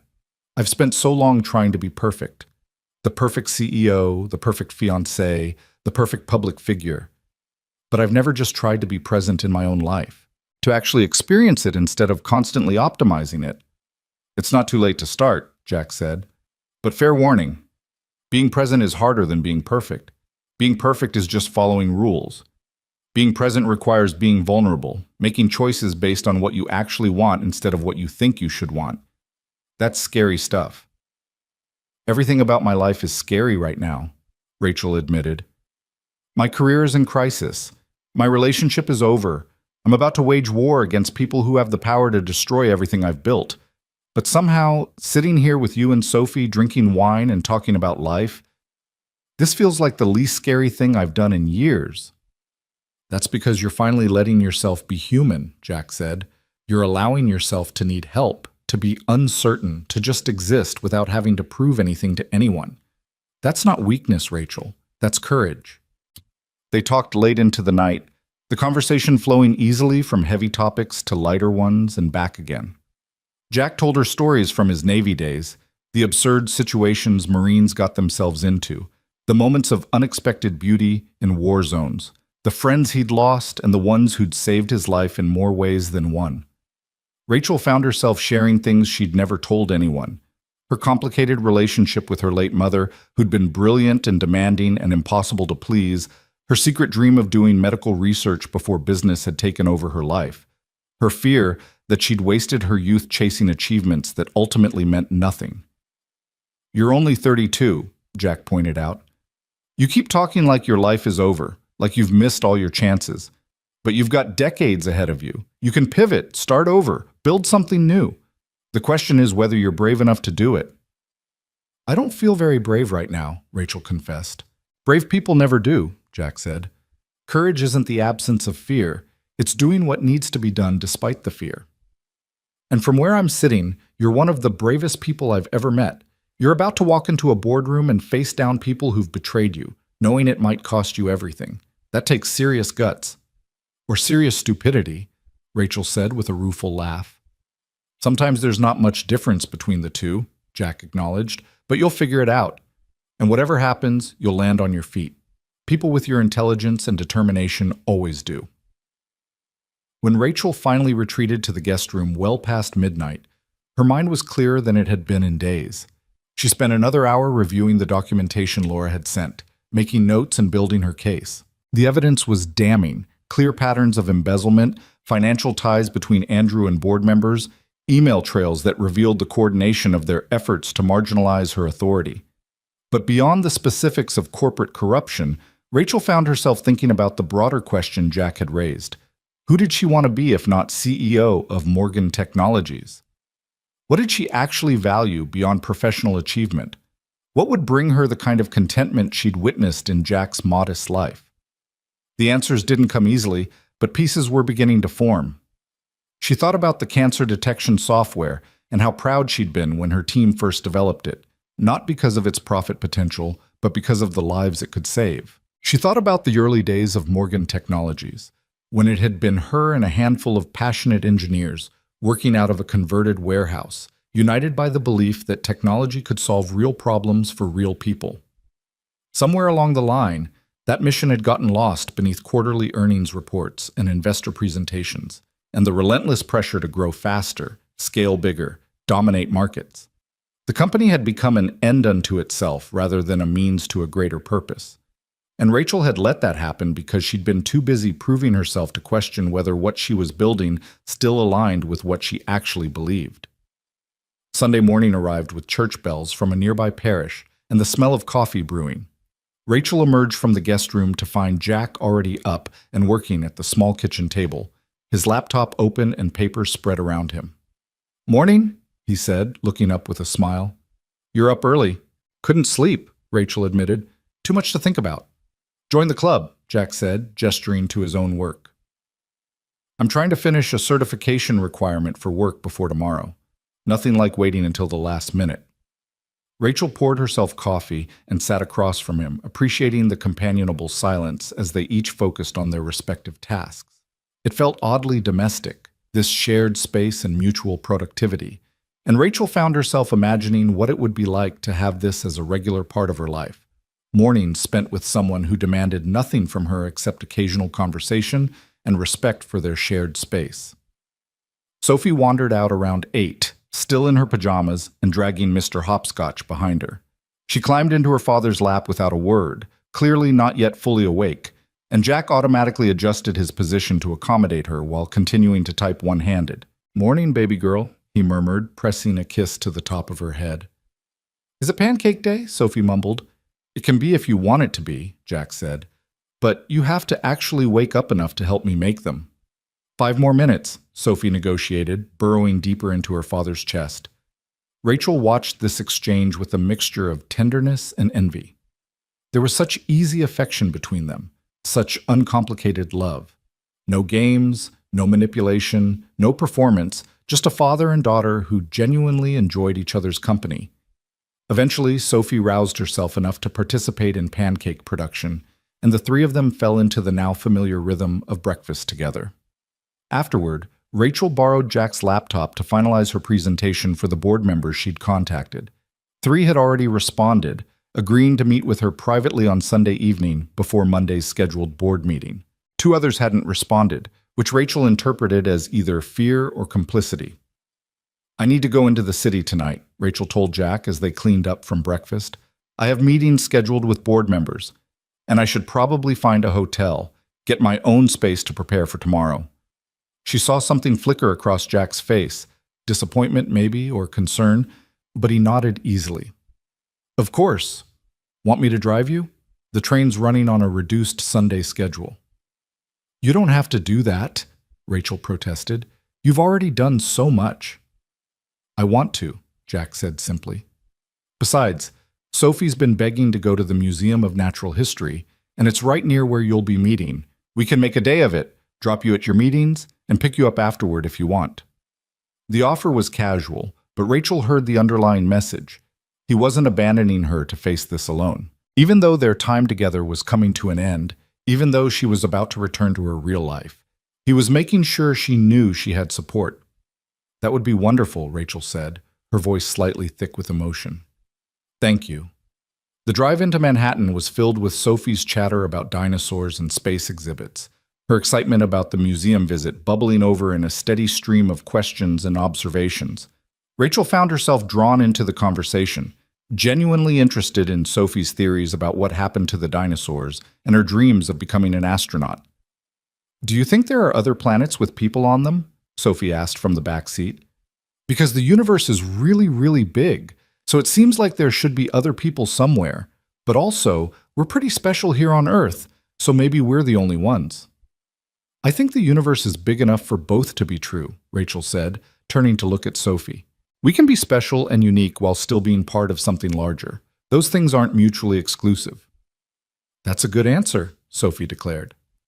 Daddy, did you hear Miss Morgan's answer? That's philosophy. I heard, Jack said, catching Rachel's eye in the rearview mirror with a smile. Ms. Morgan is pretty smart. They dropped Rachel at a small boutique hotel in Midtown where she'd booked a room for the night. Jack helped her with her minimal luggage, just the clothes she'd arrived in and borrowed items from Jack that she'd need to return, and hesitated in the lobby as if wanting to say something but unsure how. We'll be at the museum until about 5, he said finally. Call me when your meetings are done, and we can grab dinner before heading back. Unless you need to stay in the city tonight? No, Rachel said. I want to come back. To your place, if that's okay. One more night before I have to face everything tomorrow. Of course it's okay, Jack said. That's your room for as long as you need it. Sophie threw her arms around Rachel's waist in an enthusiastic hug. Good luck with your meetings. Remember what Daddy always tells me before tests? You're smart, you're capable, and you've got this. Rachel hugged her back, breathing in the little girl's strawberry shampoo and feeling her heart contract with unexpected affection. Thank you, Sophie. That's excellent advice. After they left, Rachel stood in the hotel lobby for a moment, gathering herself. She'd changed into clothes more appropriate for business meetings, a spare outfit Laura had dropped off earlier, along with Rachel's laptop and some essential documents. Looking at her reflection in the lobby mirror, Rachel barely recognized herself. She looked tired, yes, but also somehow more alive than she had in years. Less polished, perhaps, but more real. Her meetings were scheduled at a private dining room in an upscale restaurant, neutral territory that wouldn't raise suspicions if anyone happened to notice board members gathering. Rachel arrived early, ordering coffee and reviewing her notes one final time. She'd printed out the most damning evidence, financial records showing the embezzlement, email chains revealing coordination between Andrew and compromised board members, analysis of the merger terms that made clear how extensively she'd been deceived. The first to arrive was Margaret Chen, one of the company's founding board members and her mother's closest friend. Margaret was in her mid-60s, sharp as ever despite her age, with silver hair and the no-nonsense demeanor of someone who'd spent decades in tech, when it was even more male-dominated than it was now.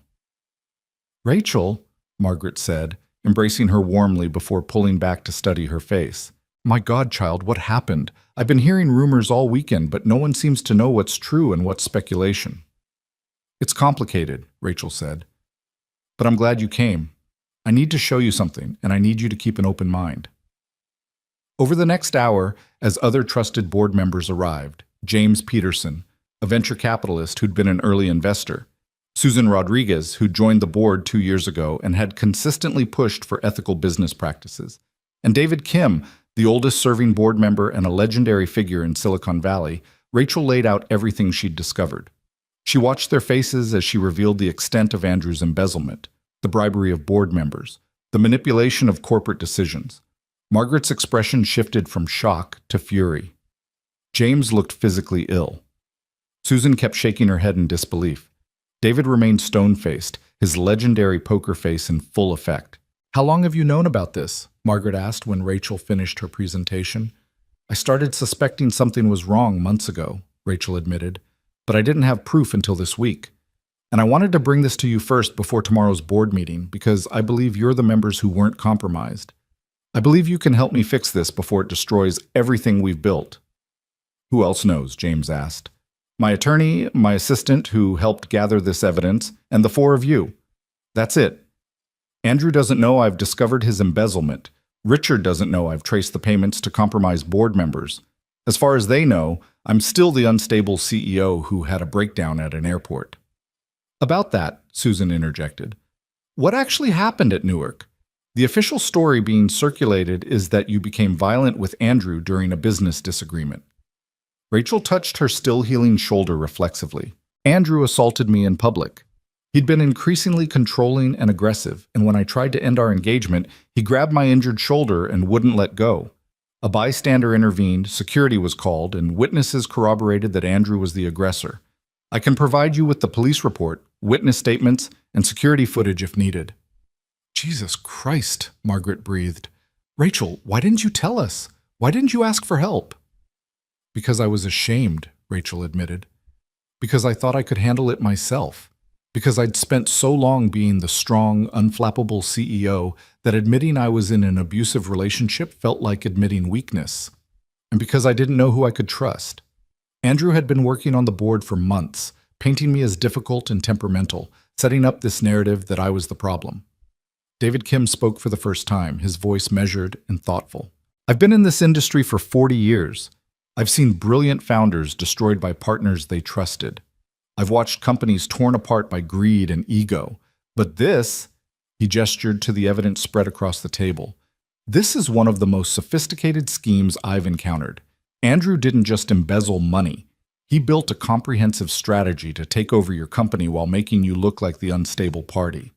That takes planning, patience, and a level of sociopathy that's genuinely disturbing. The question is what we do about it, Rachel said. I can go public with all of this tomorrow at the board meeting, but that creates a massive scandal that could tank the company's stock and destroy investor confidence.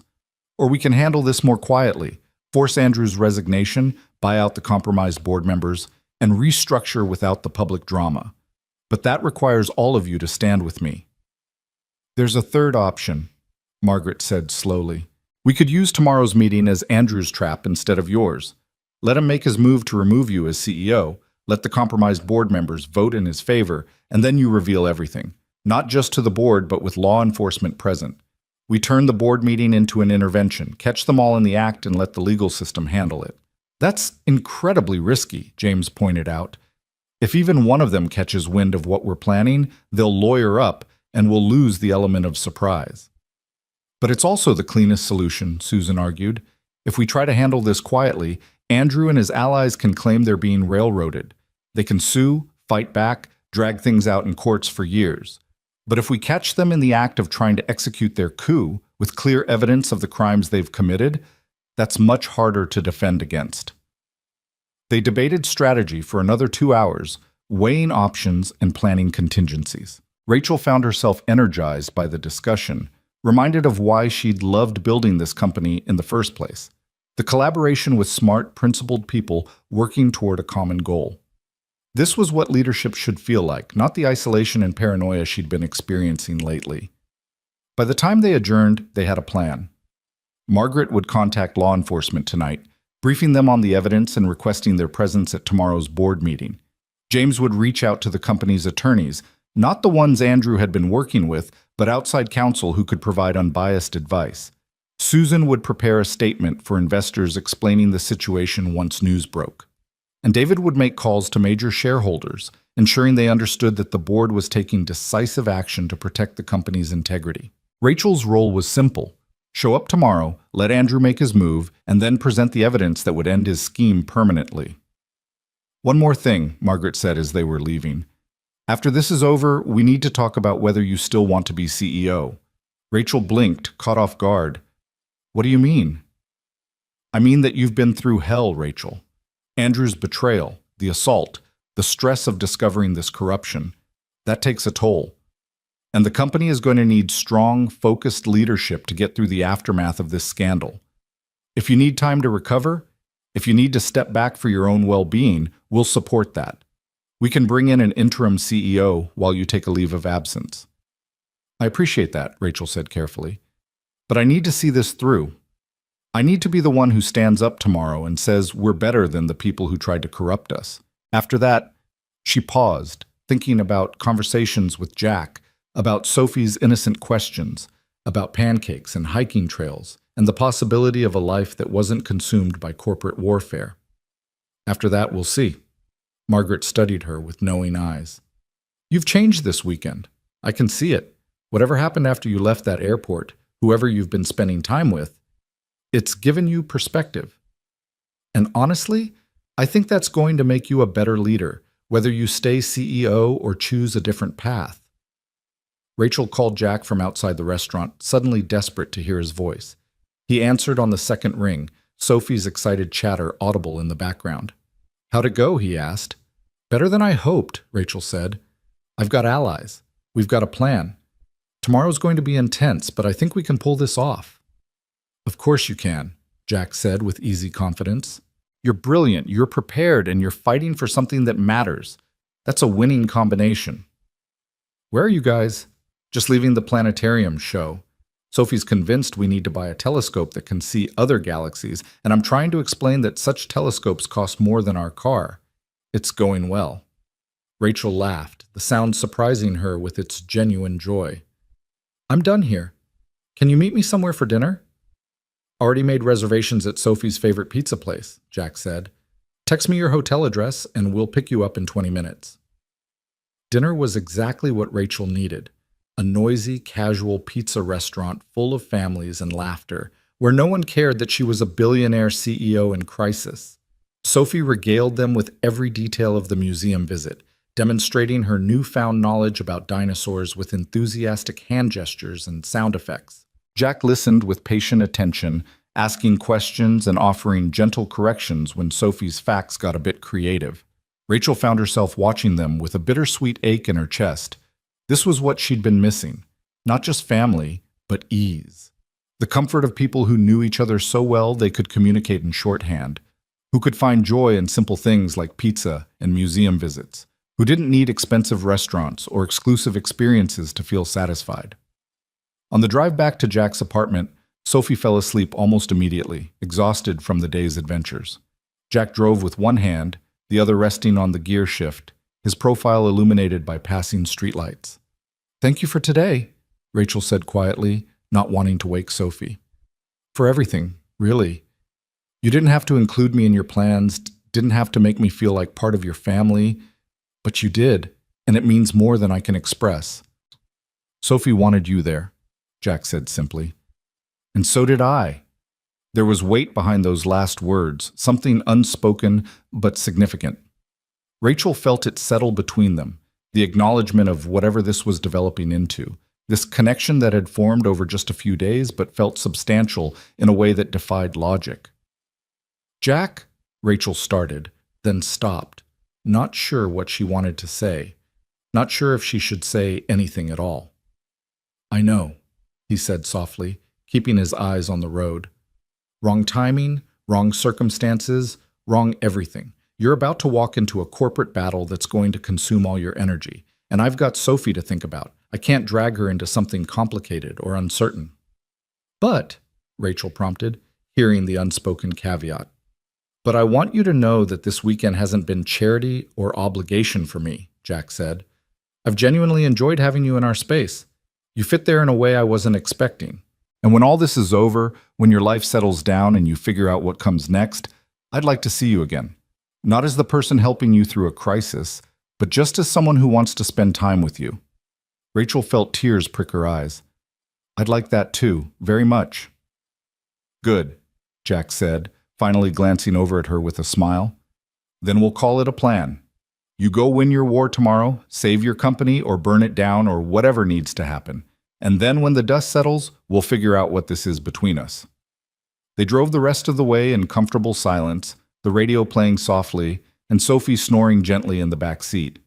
Rachel stared out the window at the suburbs rolling past and tried to imagine a future beyond tomorrow's board meeting. For the first time in years, she could picture something other than endless work and climbing corporate ladders. She could picture Saturday morning pancakes and hiking trails and telescope lessons. She could picture belonging somewhere, not because of what she accomplished, but simply because of who she was. It was terrifying and exhilarating in equal measure. And for tonight, it was enough. Back at the apartment, Jack carried Sophie to bed while Rachel retreated to the guest room to make final preparations for tomorrow. She laid out her outfit, a power suit that Laura had brought, armor for the battle ahead. She reviewed her notes, practiced her presentation, visualized how tomorrow's meeting would unfold. She was as prepared as she could be, but the anxiety still hummed beneath her skin. A soft knock at her door came close to midnight. Rachel opened it to find Jack standing there with 2 mugs of chamomile tea. Thought you might need help settling your mind, he said. This stuff usually helps Sophie when she's anxious about something. They sat on the bed, backs against the headboard, sipping tea in companionable silence.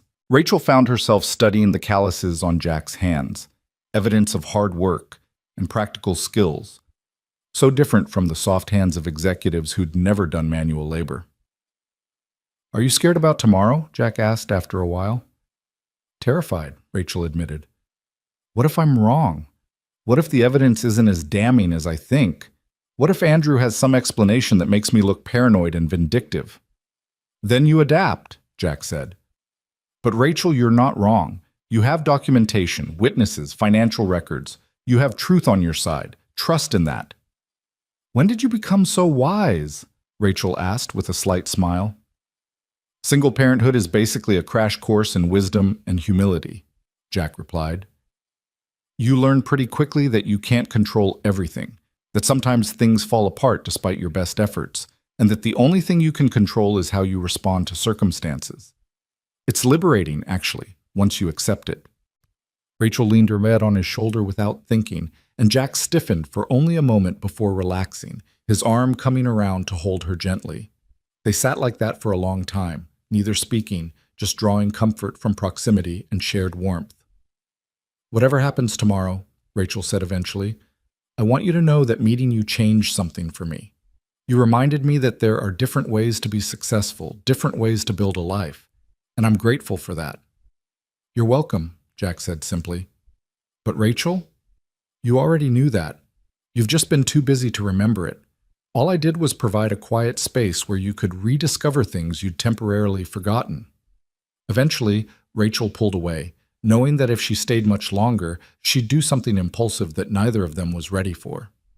Jack seemed to understand, standing and collecting the empty mugs. Get some sleep, he said. Tomorrow, you're going to walk into that boardroom and show everyone exactly who Rachel Morgan is. Not the CEO they've been trying to control, but the leader who built something worth protecting. And they won't know what hit them. After he left, Rachel lay in the darkness, staring at the ceiling and running through scenarios for the 100th time. She thought about Andrew's face when she revealed his embezzlement, about Richard's reaction when the compromised board members were exposed, about the satisfaction of watching their carefully constructed house of cards collapse. But she also thought about what came after, about the choice Margaret had raised. Did she still want to be CEO? Did she want to rebuild Morgan Technologies in the aftermath of this scandal, or was this her opportunity to step away and build something new? She didn't have answers yet, but for the first time in her life, Rachel felt like she had the courage to ask the questions and face whatever answers she found. Tomorrow would bring battle. But tonight, in a small guest room with lavender-scented sheets and a handmade quilt, surrounded by the sounds of Jack checking locks and turning off lights, Rachel Morgan felt something she hadn't experienced in years. She felt ready. Rachel woke at dawn to the sound of rain tapping against the window, a gentle percussion that matched the nervous rhythm of her heartbeat. She lay still for a moment, gathering her thoughts and her courage, knowing that today would either vindicate everything she'd built or destroy it completely. There was no middle ground, no comfortable compromise waiting at the end of this particular road. She found Jack already awake in the kitchen, moving quietly so as not to disturb Sophie. He looked up when she entered, and something in his expression told her he'd been awake for a while, probably worrying on her behalf in that quiet way he had. Couldn't sleep either? Rachel asked, accepting the coffee he handed her without her having to ask. Old habits, Jack said. Military trained me to wake up at 0500 regardless of what time I went to bed. These days I use it as my quiet time. Read, catch up on news, think through things without an 8-year-old asking me why the sky is blue or whether dinosaurs could have learned to use tools if they'd had more time. Despite her anxiety, Rachel smiled. Does she really ask you that? Last Tuesday, Jack confirmed, followed by a 20-minute discourse on what kind of tools a T-Rex could use given their short arms. She'd clearly been thinking about it for days. I had to pull up YouTube videos about their anatomy to properly address her concerns. You're a good dad, Rachel said, not for the first time. I'm a dad who tries, Jack corrected gently. There's a difference. Some days I nail it, some days I'm convinced I'm screwing her up for life. Today's jury is still out. I let her have cookies for breakfast last Tuesday because I was too tired to argue about nutrition. The fact that you worry about it means you're doing better than you think, Rachel said, settling into a chair at the kitchen table. Bad parents don't worry about whether they're doing it right. Jack joined her with his own coffee, and they sat in the pre-dawn quiet, listening to the rain and the distant sounds of the city waking up. Rachel found herself memorizing this moment, The warmth of the cup in her hands, the comfortable silence, the sense of being exactly where she needed to be before walking into battle. "What time do you need to leave?" Jack asked eventually. "The board meeting is at 9, but I want to be there early. 7:30 maybe? Give myself time to set up, make sure everything's in place." Rachel paused, then added, "You don't have to drive me. I can call a car service." "I'm driving you," Jack said in a tone that brooked no argument. "Sophie and I will drop you off, and we'll be nearby when it's over. However it goes, you are not facing the aftermath alone." Rachel felt her throat tighten with emotion. "You barely know me. Why are you doing all this?" Jack was quiet for a long moment, and when he spoke, his voice was thoughtful.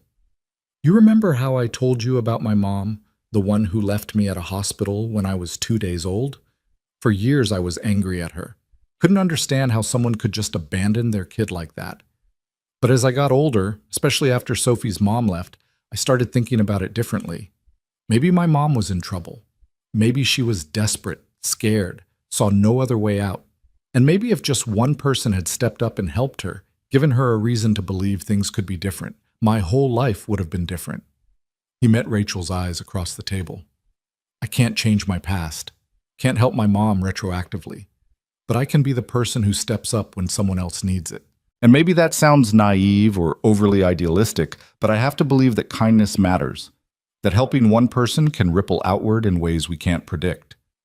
You're not just some random stranger to me anymore, Rachel. You're someone who sat on my couch and made my daughter laugh. You're someone who chopped vegetables in my kitchen and told me about dreams you'd forgotten you had. So yeah, I'm driving you to your board meeting, and I'm going to be there afterward, because that's what you do for people you care about." Rachel had to look away, blinking back tears. "I care about you too," she said quietly. "Both of you. More than I expected to in such a short time." "Then let's get you through today," Jack said, his tone becoming more practical. "After that, we'll have time to figure out what this is and where it goes. But first, you need to win your war." Sophie emerged around 6:30, still in her pajamas and rubbing sleep from her eyes. She padded over to her father and climbed into his lap with the ease of long practice, and Jack wrapped his arms around her without interrupting his conversation with Rachel about logistics and timing. "Is today the big important day?" Sophie asked, her voice still fuzzy with sleep. "Yes, baby girl," Jack confirmed. "Miss Morgan has a very important meeting today." Sophie turned to look at Rachel with solemn eyes. "Are you going to fight the bad people?" Rachel was taken aback by the bluntness of the question, but Jack didn't intervene, waiting to see how she'd respond. "Something like that," Rachel said carefully. "I'm going to tell the truth about some people who've been doing bad things. And hopefully the other people at my company will listen and help me fix it." "Will the bad people be mad at you?" Sophie asked. "Probably," Rachel admitted. "They won't like being caught." Sophie nodded as if this made perfect sense. "When Tommy Martinez was cheating on spelling tests and I told Mrs. Patterson, he was really mad at me. He said I was a tattletale and that nobody would want to be my friend. But Mrs. Patterson said telling the truth isn't tattling when someone's doing something wrong. And then Tommy had to apologize, and now we're friends again. Maybe your bad people will apologize too." "Maybe," Rachel said, though she doubted Andrew was capable of the kind of genuine remorse that led to real apologies. "But even if they don't, telling the truth is still the right thing to do." "That's what Daddy always says," Sophie agreed. "He says doing the right thing is hard sometimes, but you feel better afterward because you know you were brave." "Your daddy is a very smart man," Rachel said, meeting Jack's eyes and seeing the warmth there. By 7 o'clock, Rachel was dressed in her power suit, charcoal gray with subtle pinstripes, paired with a white blouse and heels that added 3 inches to her height. She looked every inch the CEO, polished and professional and formidable. But when she caught sight of herself in the bathroom mirror, she saw something else, too. A steadiness in her gaze that hadn't been there a week ago, a sense of purpose that went deeper than professional ambition. Jack whistled low when she emerged from the guest room. "Remind me never to get on your bad side. You look like you could dismantle a company with a single glance." "That's the idea," Rachel said, but she was smiling. "Armor for battle." "Daddy, why does Miss Morgan need armor?" Sophie asked, looking confused. "I thought she was just going to a meeting." "It's a metaphor, sweetheart," Jack explained. Sometimes we dress a certain way to feel stronger and braver. Like when you wear your Wonder Woman t-shirt on days when school feels hard. Oh, Sophie's face lit with understanding. So Ms. Morgan's suit is like my Wonder Woman shirt. That makes sense. You look very powerful, Ms. Morgan. The bad people are going to be scared of you.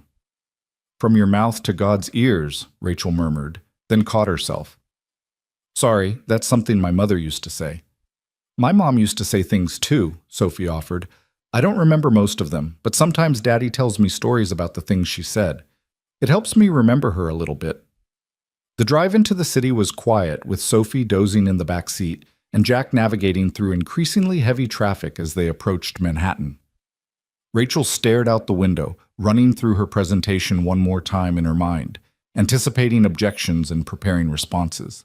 She'd faced hostile investors before, had navigated difficult board meetings and contentious negotiations, but this felt different, more personal, higher stakes, with the added weight of knowing that some of the people in that room had actively betrayed her. You're tensing up, Jack observed, glancing over at her. I can see it in your shoulders. Take a breath. You've got this. Rachel forced herself to inhale deeply, then exhale slowly. What if I freeze? What if I get in there and can't find the words? Then you look down at your notes, take another breath, and start talking, Jack said calmly. You're not performing brain surgery, Rachel. You're presenting facts to people who need to hear them. The truth doesn't require perfect delivery. It just requires honesty and courage, both of which you have in abundance. They arrived at Morgan Technologies' headquarters at 7:45. The building was a gleaming tower of glass and steel in the financial district, 42 stories of ambition and achievement. Rachel had been so proud when they'd moved into this space 5 years ago, seeing it as validation of everything she'd built. Now, looking up at it from the street, she felt a strange detachment, as if she were seeing it for the first time and questioning whether all this glass and steel was worth what she'd sacrificed to obtain it. Impressive, Jack said, following her gaze. You built that? I built what's inside it, Rachel corrected. The technology, the team, the mission. The building is just a shell. I'm starting to realize that maybe I've been confusing the shell for the substance. Jack squeezed her hand briefly. Then today, you remind everyone what the substance actually is. Go show them who Rachel Morgan really is. Not the figurehead they've been trying to control, but the leader who built something worth fighting for. Rachel leaned over and pressed a quick kiss to his cheek, surprising both of them. Thank you for everything. I'll text you when it's over. Chat. She climbed out of the car before she could second-guess the impulse, before she could see Jack's reaction or let herself think too hard about what that gesture meant. Behind her, she heard Sophie's sleepy voice asking, Daddy, did Ms. Morgan just kiss you? But she didn't wait to hear Jack's response. The lobby of Morgan Technologies was already bustling with early arriving employees, most of whom did double takes when they recognized their CEO. Rachel had been conspicuously absent for nearly a week, and the rumor mill had clearly been working overtime. She could see speculation in people's eyes, hear whispers starting up in her wake as she crossed to the executive elevators. Laura was waiting by the elevator bank, looking stressed and exhausted. Thank God you're here, she said, falling into step beside Rachel. I've been fielding calls all weekend from board members, investors, media. Everyone wants to know what's happening. They're about to find out, Rachel said as they stepped into the elevator. Is everything set up? Conference room is ready, your presentation is loaded on the system, and the attorneys are already here. They arrived an hour ago to review the evidence. Laura paused, then added quietly, Rachel, Andrew's been here since 6 a.m. He's in his office with Richard, and at least 3 of the board members we know are compromised. They're planning something. Let them plan, Rachel said with more confidence than she felt.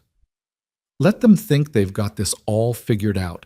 It'll make the reveal that much more satisfying. The executive floor was eerily quiet, most people not arriving until 8:30 or 9.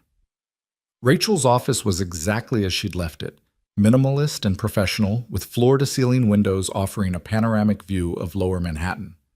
Her desk was clear except for a single photo of her late mother taken at Rachel's college graduation. Her mother had been sick by then, the cancer already spreading, but she'd insisted on attending, on seeing her daughter walk across that stage. "I'm doing this for you too, Mom," Rachel whispered to the photo. "You built the foundation of this company. You believed in using technology to save lives, not just to make money. I'm not going to let them destroy that legacy." Laura appeared in the doorway. "It's 8:45. People are starting to gather in the boardroom. Margaret Chen is here, and James Peterson. Susan Rodriguez just arrived. David Kim is on his way up from the lobby." "And Andrew?" Rachel asked. "Already in the boardroom. He looks confident, smug even." Laura's expression was grim. "Rachel, he brought lawyers. 3 of them. And Richard is passing around some kind of document. I couldn't see what it was, but people are reading it and looking concerned." "Then I guess it's time to crash their party," Rachel said, picking up her presentation materials and the folder containing all the evidence of Andrew's embezzlement. "How do I look?" "Like someone who's about to end some careers," Laura said with fierce satisfaction. "Go get them, boss." The boardroom was on the 42nd floor, a massive space with a conference table that could seat 30 people and windows that offered views in 3 directions. Rachel had presided over hundreds of meetings in this room, but walking in today felt different, like entering an arena where she'd have to fight for her professional life. Andrew was indeed already there, looking polished and confident in an expensive suit that probably cost more than Jack made in a month. He was surrounded by his legal team and several board members Rachel recognized as being compromised by his bribes. Richard sat at his right hand, wearing an expression of barely concealed triumph. "Rachel," Andrew said smoothly as she entered, "how good of you to join us. We were beginning to worry you might not show up." "I wouldn't miss this for the world," Rachel replied, her tone pleasant but her eyes cold. She took her seat at the head of the table, her seat, the CEO's chair, and made a show of arranging her materials with calm precision. Margaret Chen and the other trusted board members she'd met with Sunday evening took seats on either side of her, creating a visible divide in the room. On one side were Rachel's allies. On the other were Andrew's compromised board members.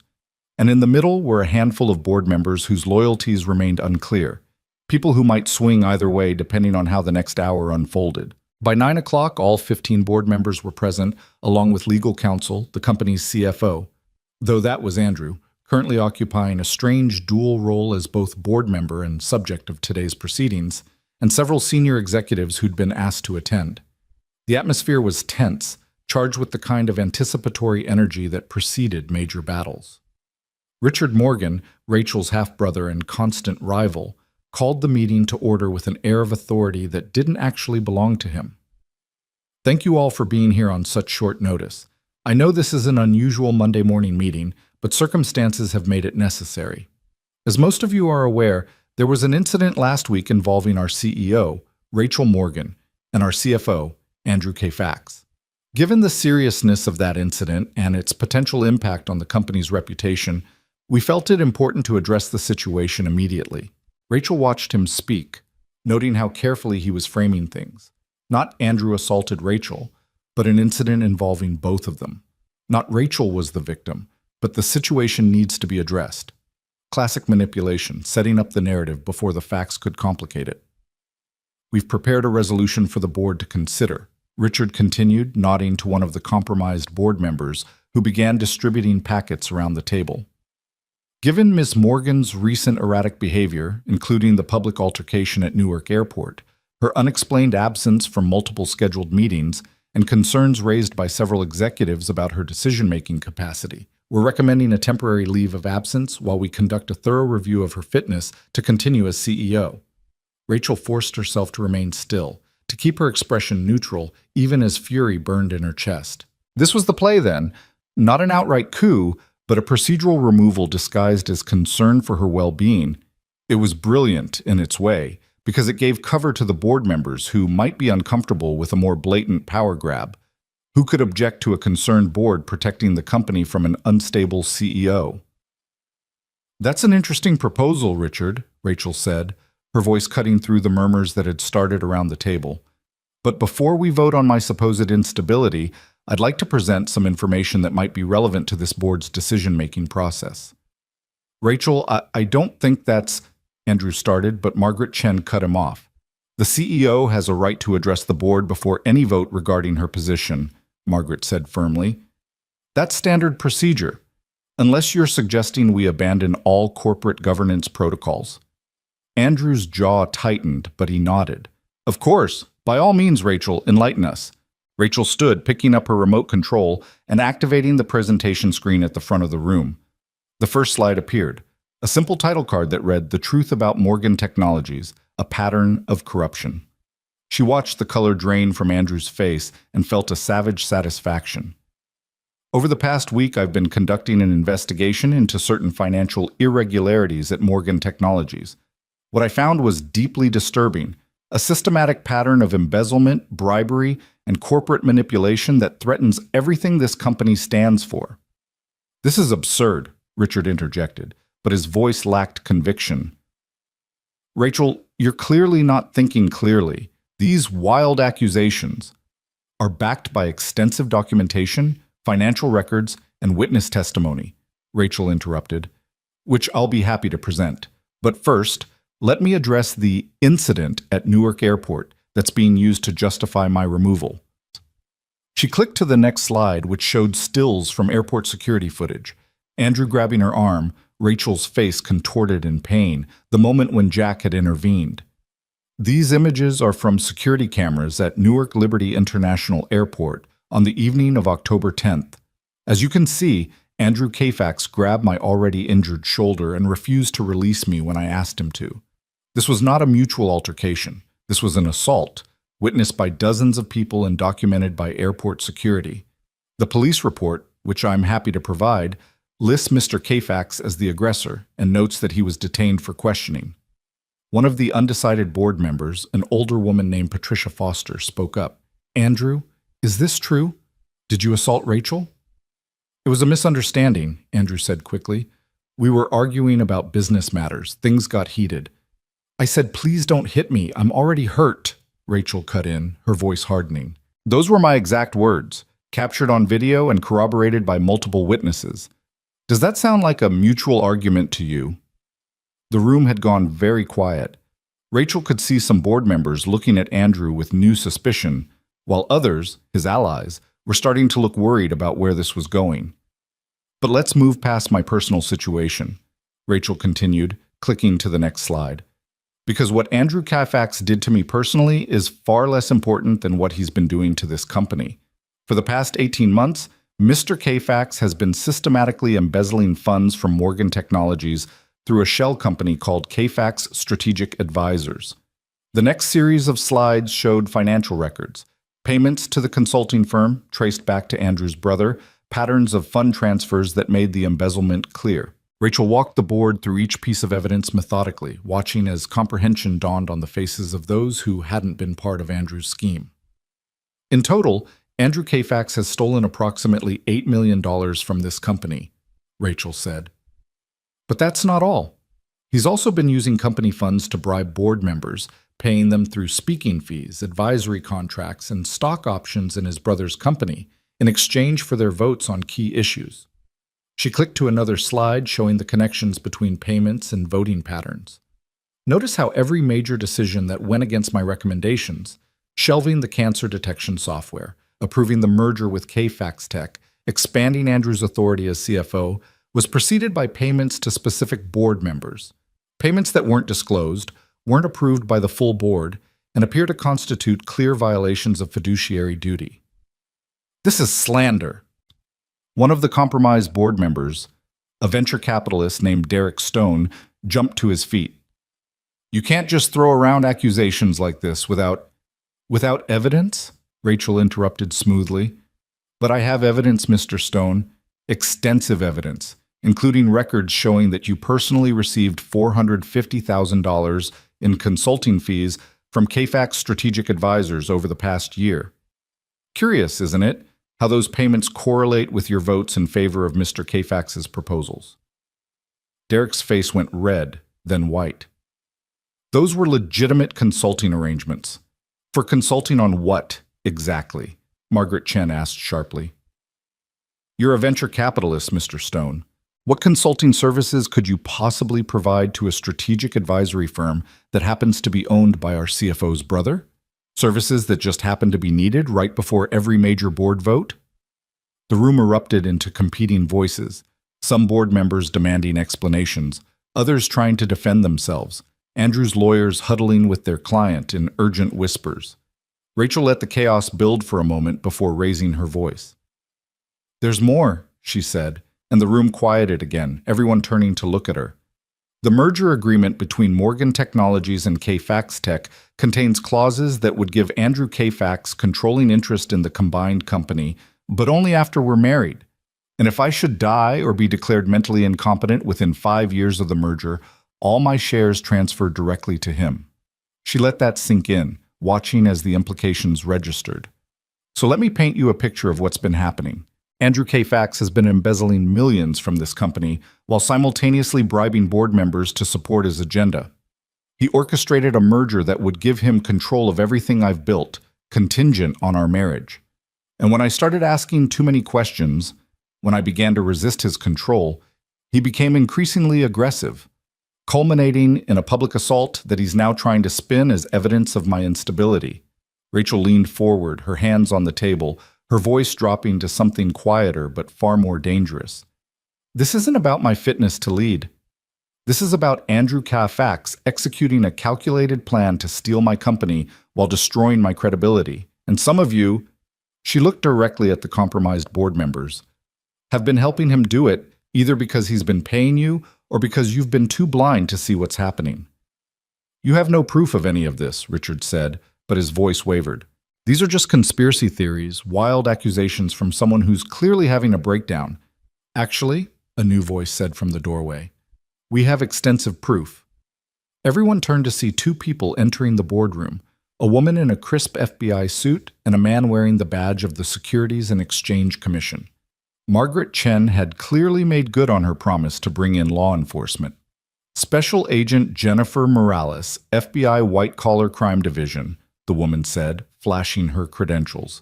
And this is Investigator Peter Chen from the SEC. We've been reviewing the evidence Miss Morgan provided regarding financial crimes at Morgan Technologies, and we have some questions for several individuals in this room. The reaction was immediate and dramatic. Derek Stone bolted for the door, only to find it blocked by additional federal agents. Two other compromised board members started talking over each other, trying to explain their innocence. Andrew's lawyers immediately invoked attorney-client privilege and told him not to say anything. And Richard Morgan looked like he might actually be sick, all his smug confidence evaporating as federal investigators began reading people their rights. Through it all, Rachel remained standing at the head of the table, watching her carefully constructed trap snap shut around the people who tried to destroy her. She felt Margaret's hand squeeze her arm in support and heard James Peterson whisper, "That was the most badass thing I've ever seen in a boardroom." The next 2 hours were a blur of official statements, attorney conferences, and FBI interviews.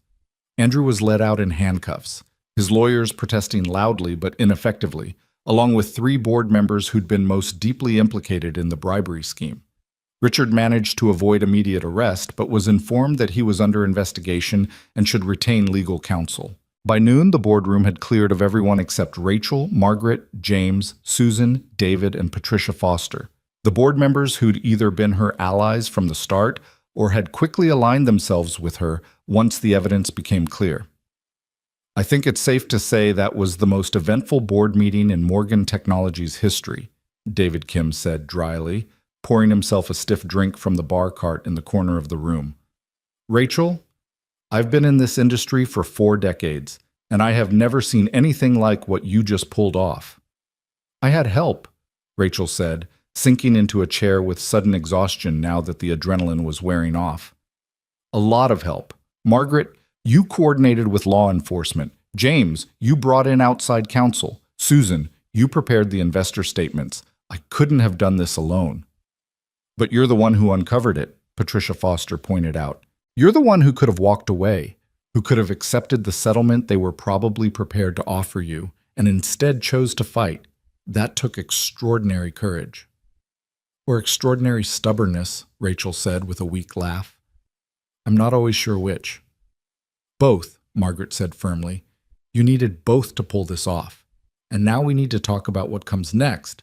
Because this company is about to be all over the news. CEO exposes massive embezzlement and corruption scheme, federal arrests, the whole 9 yards. We need a plan for managing this crisis. They spent the next hour doing exactly that, crafting statements for the press, planning investor calls, discussing how to stabilize the company through what would undoubtedly be a turbulent period.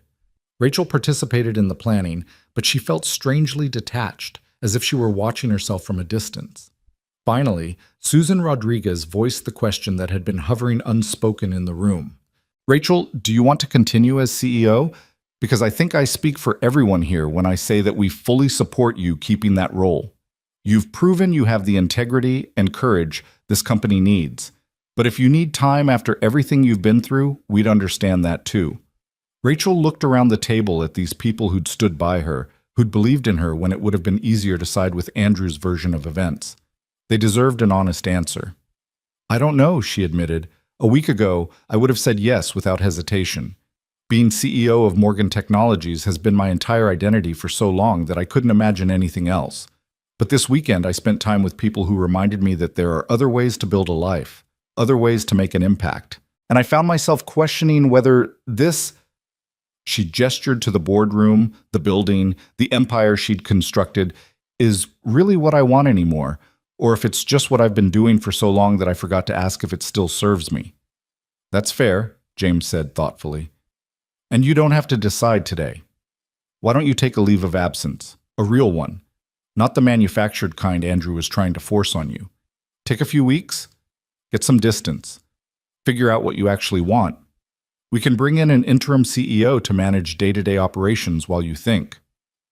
And if I decide I don't want to come back? Rachel asked. Then we find someone else, Margaret said simply.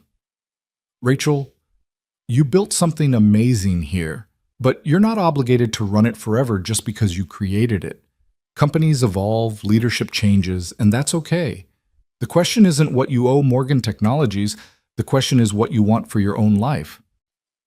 Rachel felt something loosen in her chest, a tension she'd been carrying for so long she'd forgotten it was there. Can I think about it? Take you up on that leave of absence and actually figure out what I want? Of course, David said. Take all the time you need. We'll hold down the fort.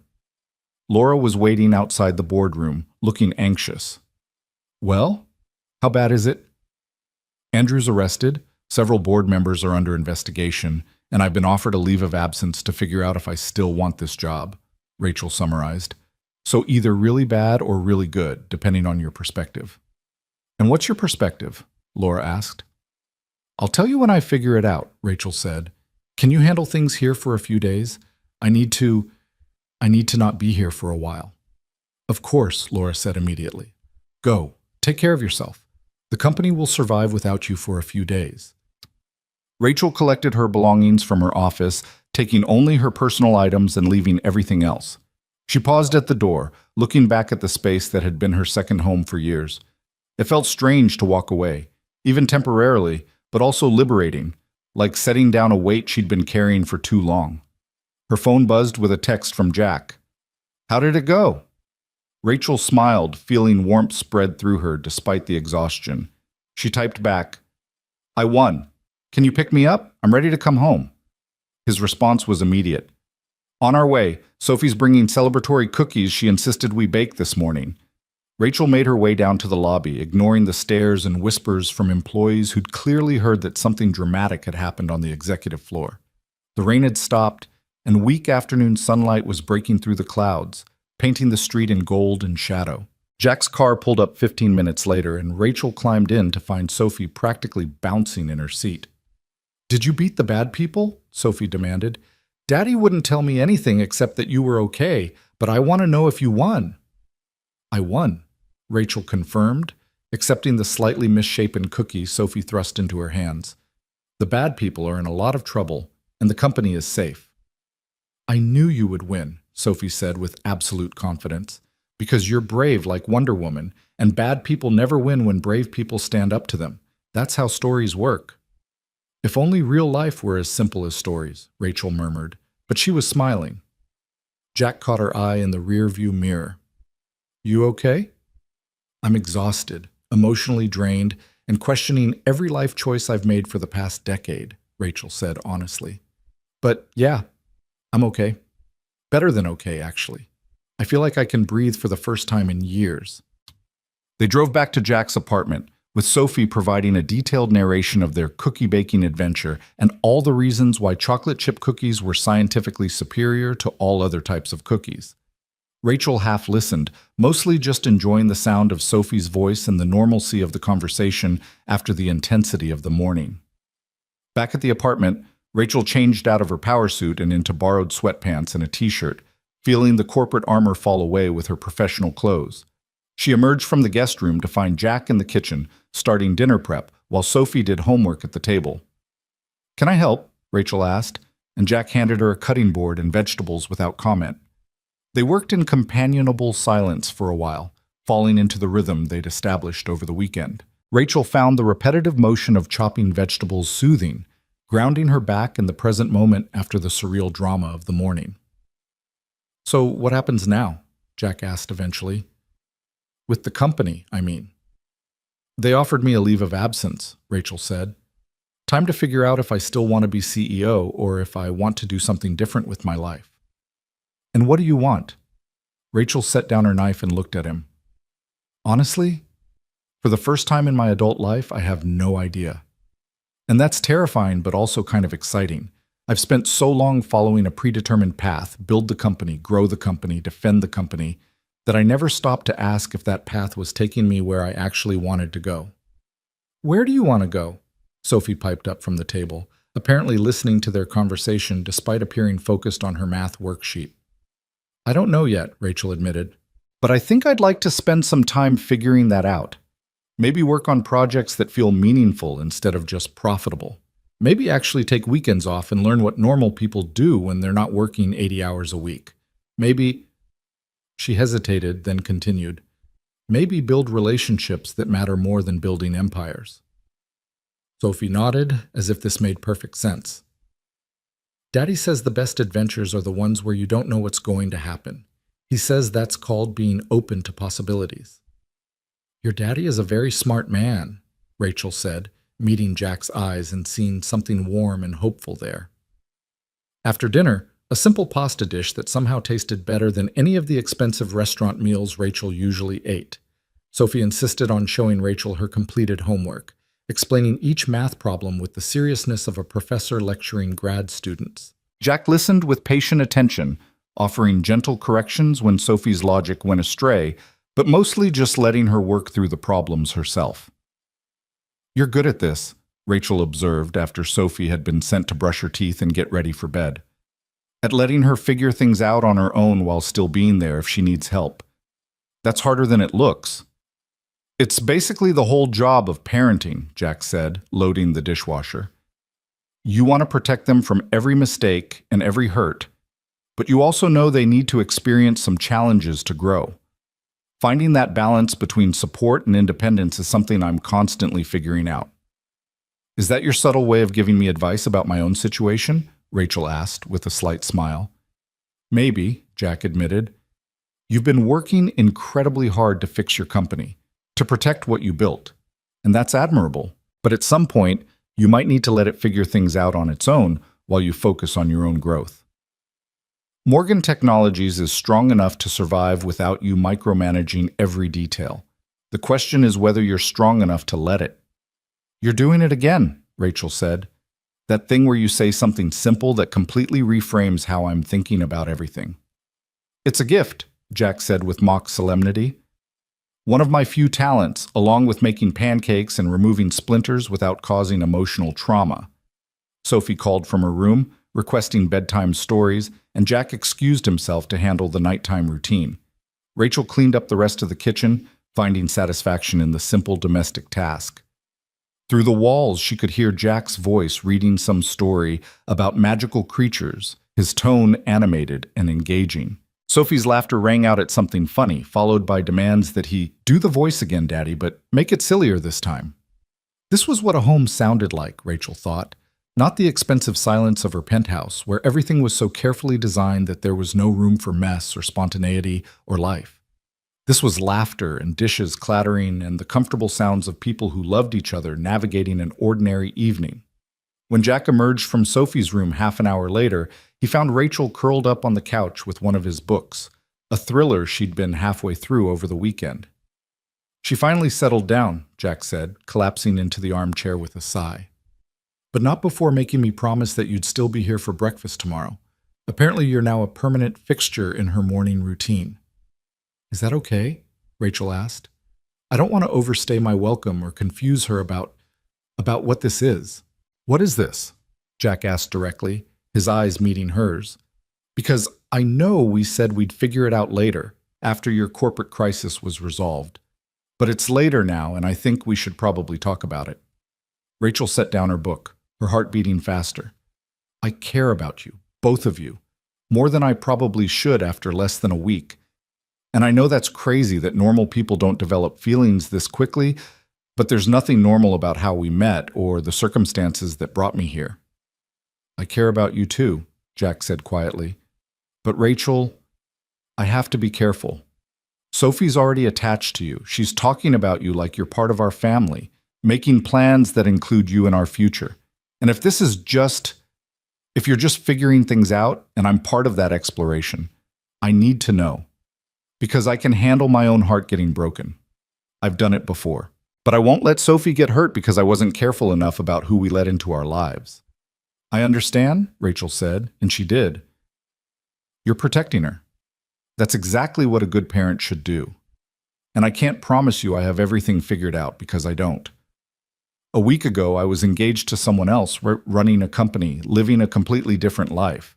Now I'm here, questioning everything, not sure what I want or where I'm going. Then maybe we should slow down, Jack suggested, though his expression suggested the words cost him something. Maybe you should take that leave of absence, get your own place, figure out your life without the complication of whatever this is between us. And then, when you're more settled, when you know what you want, we can revisit this conversation. Rachel knew he was right, knew it was the sensible, mature, responsible thing to do. But looking at him across the small living room, thinking about walking away from the peace she'd found in this modest apartment, the idea felt unbearable. What if I don't want to slow down? She asked quietly. What if I've spent my entire life being sensible and careful and planning every move, and I'm tired of it? What if for once I want to make a decision based on how I feel instead of what makes strategic sense? Then tell me how you feel, Jack said, leaning forward in his chair. Not what you think you should feel, not what would be convenient or logical, just the truth. Rachel took a deep breath, forcing herself to be as honest as she'd been in that boardroom this morning. I feel like I found something here that I didn't even know I was missing. I feel like when I'm with you and Sophie, I can be myself instead of performing some version of myself that other people expect. I feel like this apartment, this cramped, modest space with its secondhand furniture and crayon drawings, feels more like home than my penthouse ever did. And that terrifies me because I barely know you, and this could all fall apart and I could end up hurt or, worse, I could hurt Sophie. But I also feel like if I walk away without even trying, I'll regret it for the rest of my life. Jack was quiet for a long moment, and Rachel felt her heart hammering against her ribs, waiting for his response. Finally, he stood and crossed to the couch, sitting beside her and taking her hand in his. Okay, he said simply, then let's try. But we do this right, slow, careful, putting Sophie's needs first. You get your own place so you have space to figure out your life. We date like normal people, not like you're a refugee I took in during a crisis. And we're honest with each other about how this is working, especially if it stops working. Deal? Deal, Rachel agreed, then added with a slight smile. Though I have to point out that getting my own place and dating like normal people is still pretty accelerated, given that we met less than a week ago. Yeah, well, nothing about this has been normal, Jack said, returning her smile. Might as well lean into it. They sat like that for a while, hands intertwined, not speaking but not needing to. Through the window, Rachel could see lights coming on in neighboring apartments. Other families, other lives, other people navigating their own complicated relationships and uncertain futures. The world was full of chaos and corruption and people who hurt each other. But it was also full of this. Quiet moments of connection, small acts of courage, the the possibility of building something new from the ruins of what came before. Eventually, Rachel excused herself to the guest room, needing sleep after the emotional exhaustion of the day. But before she closed her door, she heard Jack's voice from the living room.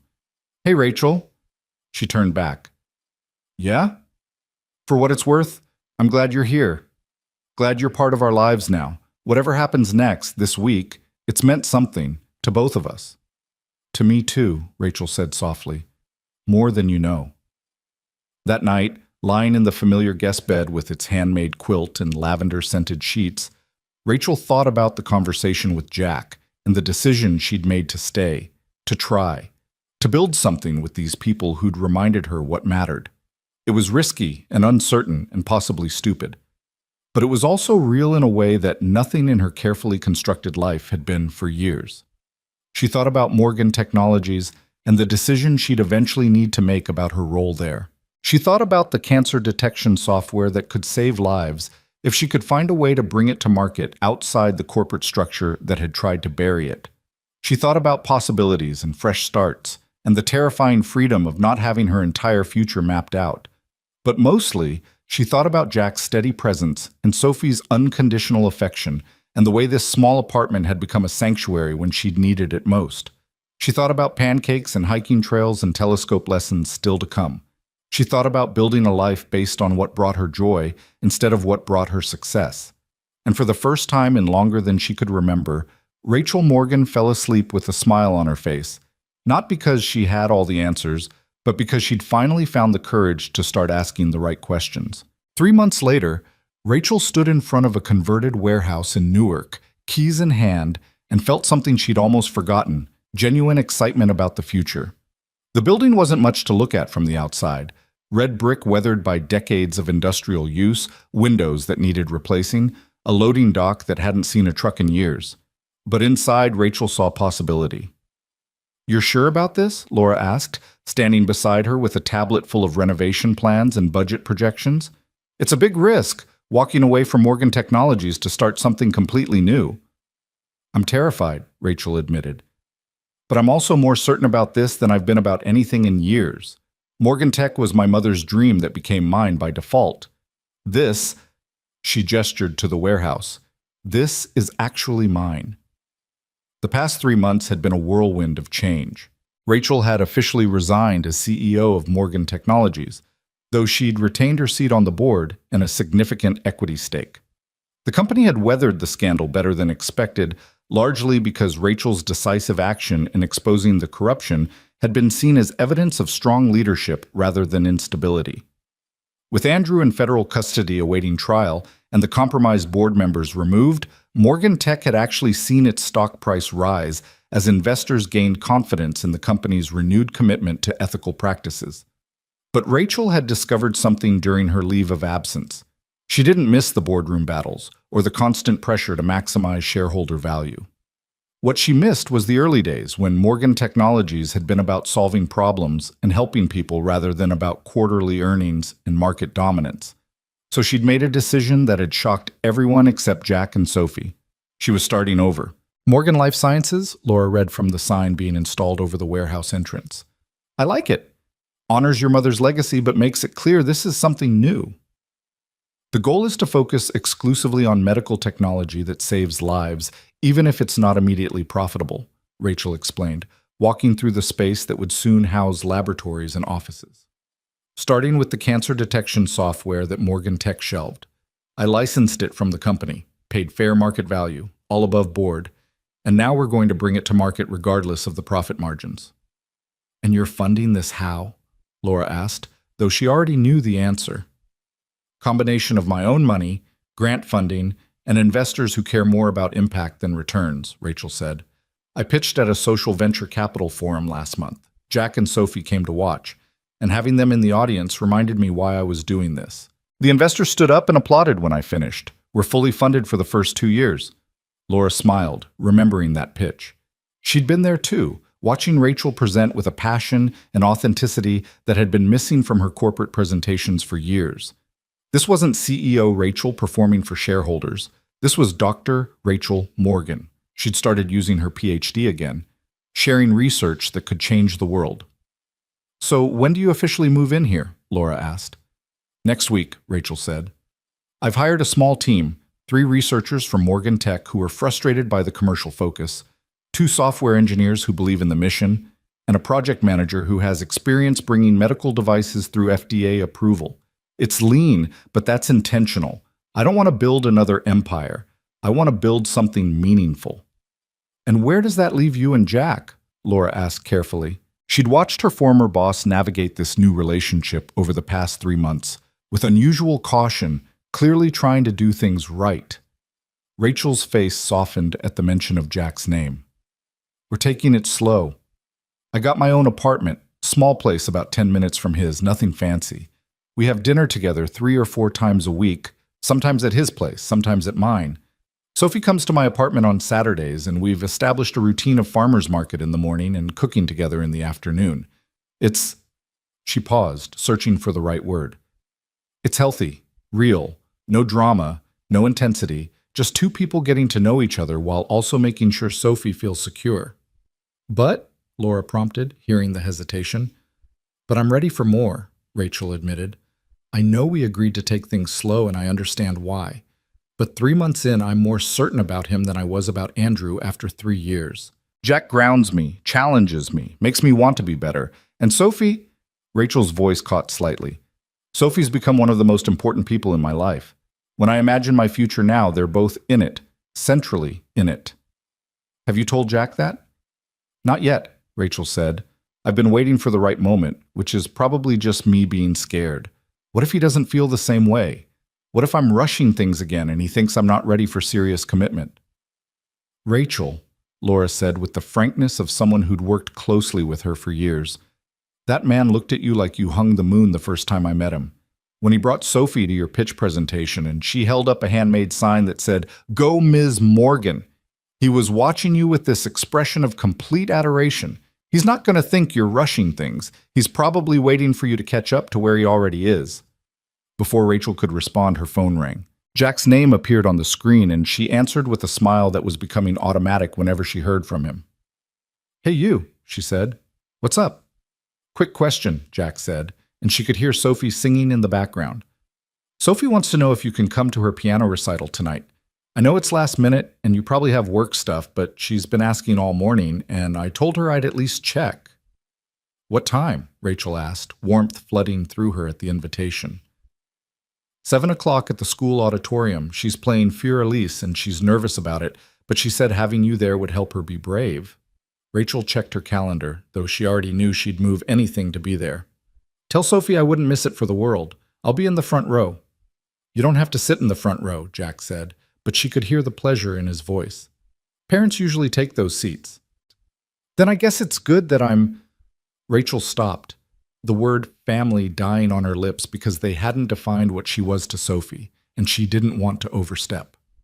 "I'll be there at 6:30, she finished instead. After ending the call, Rachel found Laura watching her with a knowing expression.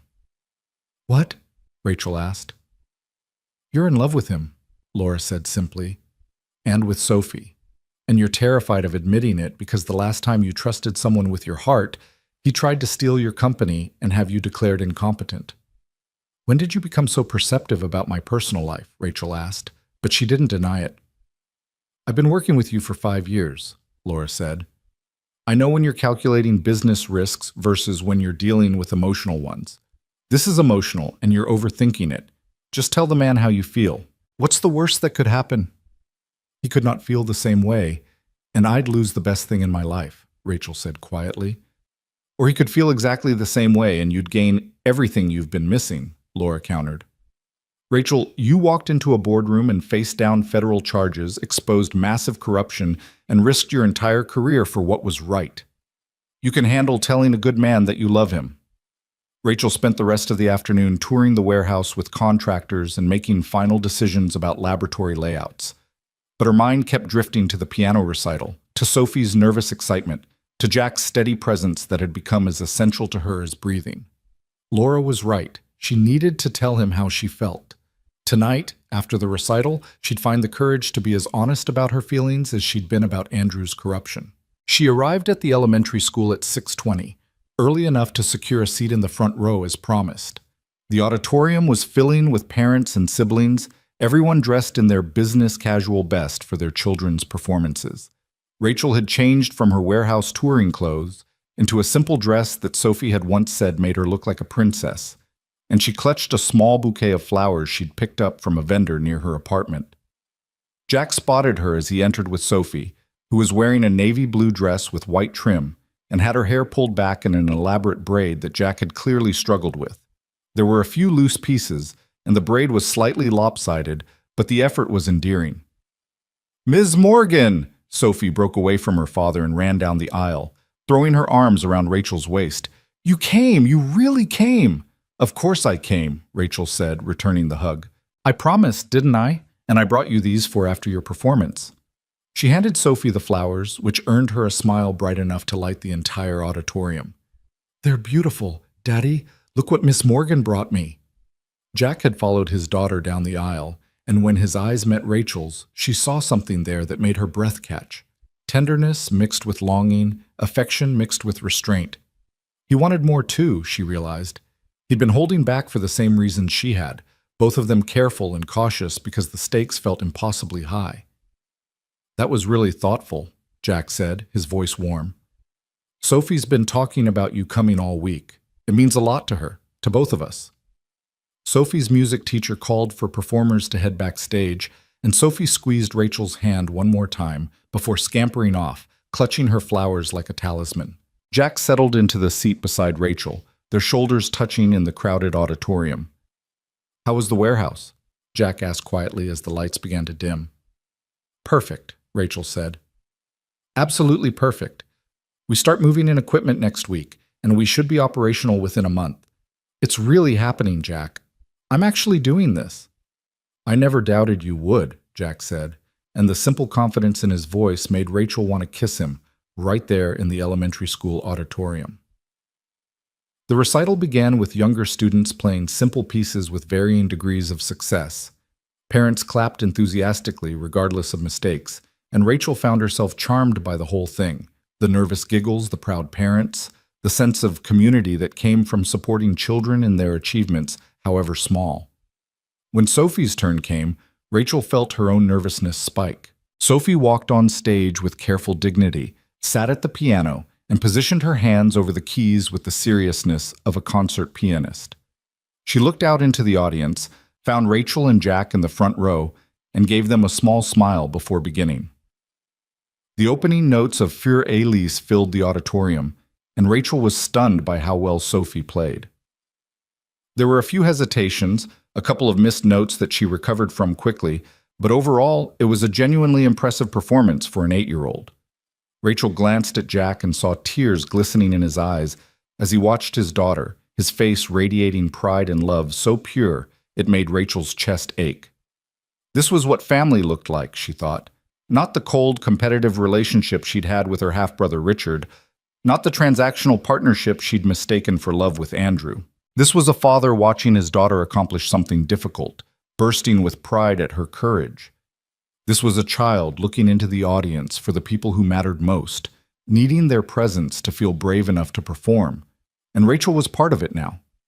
Sophie had looked for her, had needed her there.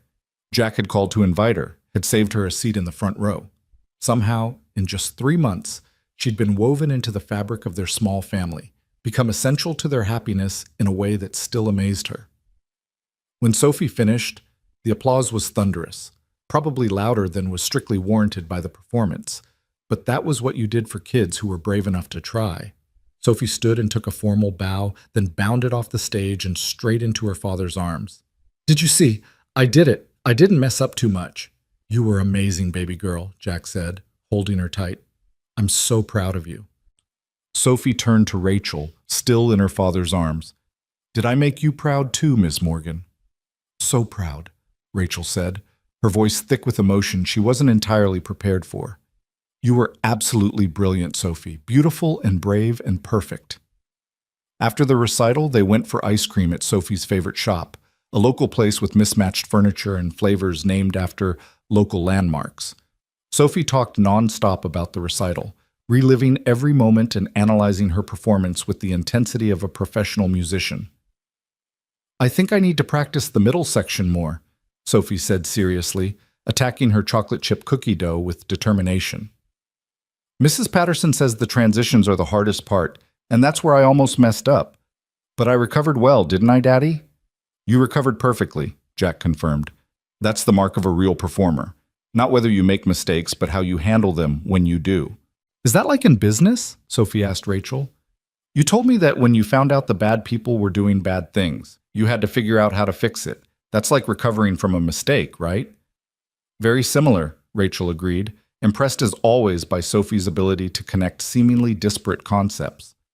Leadership is often about how you respond when things go wrong, not just how you perform when everything's going right. They talked and laughed for another hour, and Rachel found herself studying Jack across the small table. He had ice cream on his sleeve from where Sophie had gestured enthusiastically with her spoon. His hair was rumpled from running his hands through it during Sophie's performance, and he looked absolutely exhausted from a long day at the hospital, followed by the stress of Sophie's recital. He was also the most attractive person Rachel had ever seen, not because of physical perfection, but because of the kindness that radiated from him, the patience he showed his daughter, the way he made everyone around him feel valued and heard. She loved him. The realization wasn't new, she'd been circling it for weeks. But sitting in this ice cream shop watching him help Sophie avoid getting chocolate on her dress, Rachel felt the truth of it settle into her bones. She loved Jack Miller, this single father who'd rebuilt his life from tragedy and raised an extraordinary daughter against all odds. She loved Sophie, this bright, curious child who'd welcomed Rachel into her life with uncomplicated enthusiasm. And she wanted to build a future with both of them, wanted to be part of their small family, wanted to stop being careful and cautious and just embrace what she'd found. "Sophie," Jack said, checking his watch, "we need to get you home soon. It's way past your bedtime." "But I'm not tired," Sophie protested, though her yawning contradicted her words. "Can Miss Morgan come with us?